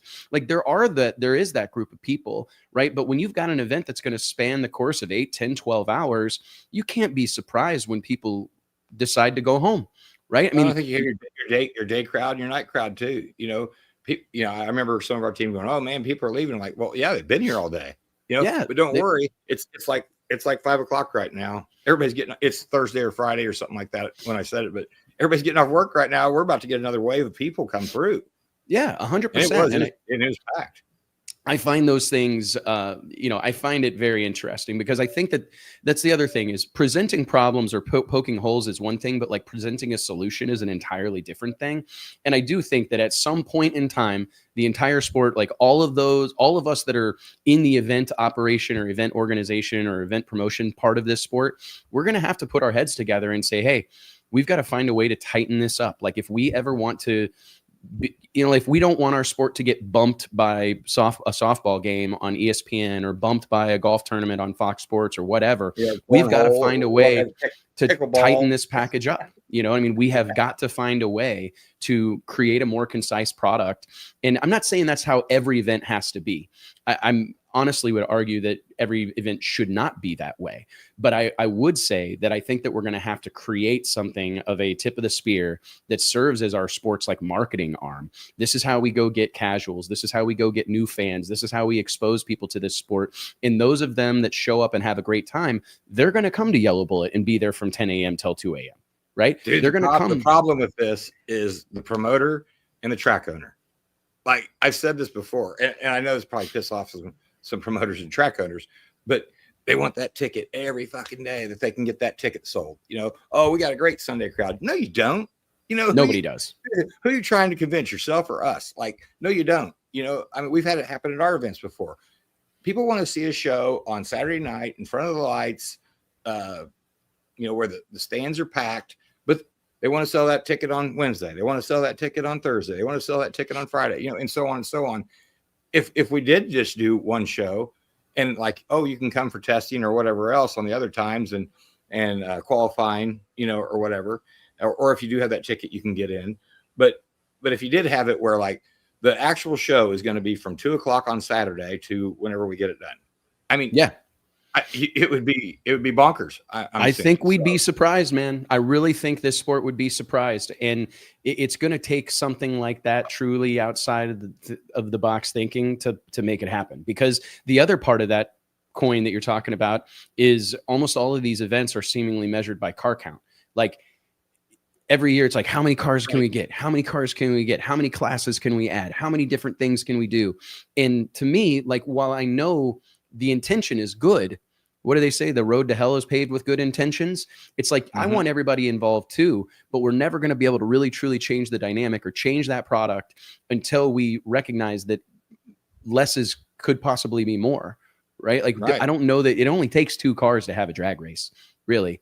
You know what I'm saying? And I don't know that we need, and how much bigger of stars could we turn these people into if we didn't have 600 of them to cover? Right. So we go into an event, you go into, and I feel bad right now. Literally, this is just me being candid. All we talked about at Yellow Bullet was Pro Mod. There's 15 other classes there. You know what I mean? And but there's only so much time. There's only so much real estate that we have to work with.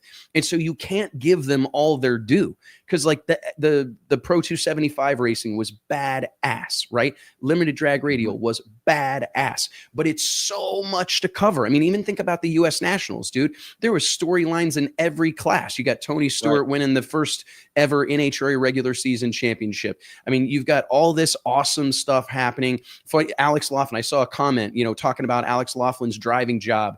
Crazy, it was absolutely insane, dude. I mean, that was without question one of the most like heads up plays you're going to see anybody make behind the wheel of a car. I think and a hell of a job by Loans announcing that too. I mean, that was just perfect. I mean, it was incredible, man. And the whole situation was bonkers, but that's my point, is there's so much to cover that it's difficult to get it all in, and it's difficult to give it all adequate exposure. But if we could narrow that focus over the course of time, I think the sky's the limit. I really do. Because every time, I say this a lot, but I truly believe our on-track product is as good as anything that exists in motorsports. The only thing that's ever going to need to figure is it the out. presentation and the packaging of it. Because if you're having a pro mod race for the baddest pro mods, maybe you do cut that down. I mean, I think we're going to reduce the amount of cars that we bring into the Winter Series. And I think we're going to always comparing shit to other sports, but at halftime of the Super Bowl, they're not bringing in two SEC teams to battle it out in between. You know what I mean? I mean, yes, they do have a concert to entertain the crowd. While they're back there in the locker rooms. But I could see it being pretty cool. Where you could mix in a little bit of festival and. Oh, dude, which so much places do already, but like if you could do it kind of at the same time for the down times and whatnot. But no, it's really there's so much opportunity in this space. Like I feel like for all that has happened over the course of 100 years of organized drag racing, even all that's happened in the 20 years that we've been here with Drag Illustrated, I still feel like we're walking on fertile soil. Like there's so much left to do that it's not even funny. And I think about guys like Steve King that we just had on here who have like risen to prominence on the back of this. If we could dedicate like a full-time effort just to promoting like a handful of these guys, like, oh my God, you know what I mean? Yeah. It really is a crazy thing. It is. I was going to say that earlier, like about Pro Stock, and people bitch about, oh, it's all the same cars and it's two teams. I kind of dig that it's two teams. Like pick a team and roll with them. We've talked about that before. Like I'd love to do a Ryder Cup someday of two teams. I really want to pull that off, and we need to push for that. JT's had this idea of bringing KB and Elite Motorsports, KB Titan and Elite Motorsports down to Bradenton for one of our events, and having them like go head to head as teams. Where like one team brings 8 drivers or 4 drivers, the other team brings 4 drivers. And you don't have to throw up your 2 best drivers at the same time. It's all strategy. You can if they throw up their best driver, you can put up yours, or you can put up somebody that's been struggling that week and give that point away, so that you might be able to get one off their like 2 or 3 guy. Because I think that would be badass. I'd say be fucking badass. I do too. Red versus blue, basically. Yep. And I really would like to see us do that. We need to try it. Let's call Richard and see if we can't get. I'll call the KB guys. We'll see if Greg Anderson will bite, because those dudes. Call him FaceTiming with sunglasses on, please. I'll FaceTime him with sunglasses on. All right, boys. Well, hey, JT, Blake, appreciate you guys so much. Mike, we missed you this week. Huge shout out to Erica Ender, Steve King, Monty Mikho, everybody that participated in today's show. And of course, all of you guys. I see Jason Sharp watching over, my brother from another mother, Jason Sharp, watching along from Doha, Qatar. That's pretty cool, man. It's and I saw Clint, somebody asked if I was coming back to Yellow Bullet. Clint Stroke. Yes, we'll be back at Yellow Bullet, and if I can convince JT to miss a day of the soybean festival, I'll try to get him to come up to Yellow Bullet for 24 hours. Like soybeans. You do, man. Cape Cod in the house.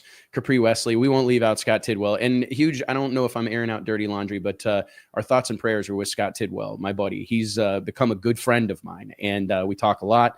And he had a very serious operation this week, and he's all good. I've been texting him. He's a tough son of a bitch, and he said there's a whole lot more fun to have.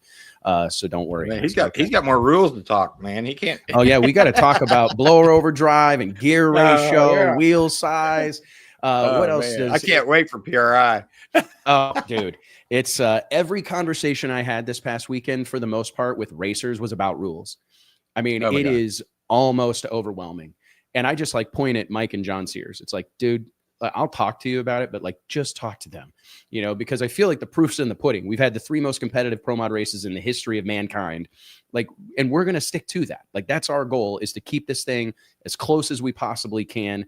And I feel like we've demonstrated that that's where our heart is. And that's what we're always going to do. We're going to make it fair. Like, that's the goal. We're going to make it fair, So I want everybody that rolls through the gates. We got a couple love yous here. Oh yeah, man. Thanks, Clint.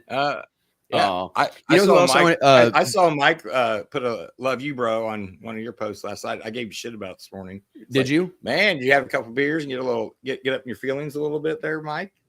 I was gonna do one more. Hold on, let me search my text. Jim Halsey, real quick. Hold on. I wanted to say, Dave and Erica Coleman, top sportsman racers, badass human beings. Fixtures at Cecil County Dragway, awesome human being. I got to hang out with them. Like, I got to see so many people that I hadn't seen in a while, or I don't normally see at the racetrack. That's why it's fun to sometimes go to these tracks that are a little bit out of your wheelhouse. Like, I'm going to XR. Oh, here's a couple more things we got to talk about. Dude, XRP is going to be lit this weekend. Big Jake's Southern No Time Nationals, 200,000 to win, 275 no time. Manny Bajinga is going to be down here with 3 cars. He's got Corey Reed, NHRA Pro Stock Superstar Corey Reed driving a car, NHRA Top Fuel Champion Antron Brown driving a car, and he's going to be driving a car with, this is huge news, the Red Hat Mafia, Jamie Miller on the 1s and 2s. This is going to be absolutely badass. You're going to have Justin Swanstrom in the house, Travis Harvey filling in for Lyle Barnett behind the wheel of Elvira. What Lyle Barnett says is the baddest 275 car on the planet. I think Manny Bajinga, I think Justin Swanstrom both have something to say about that.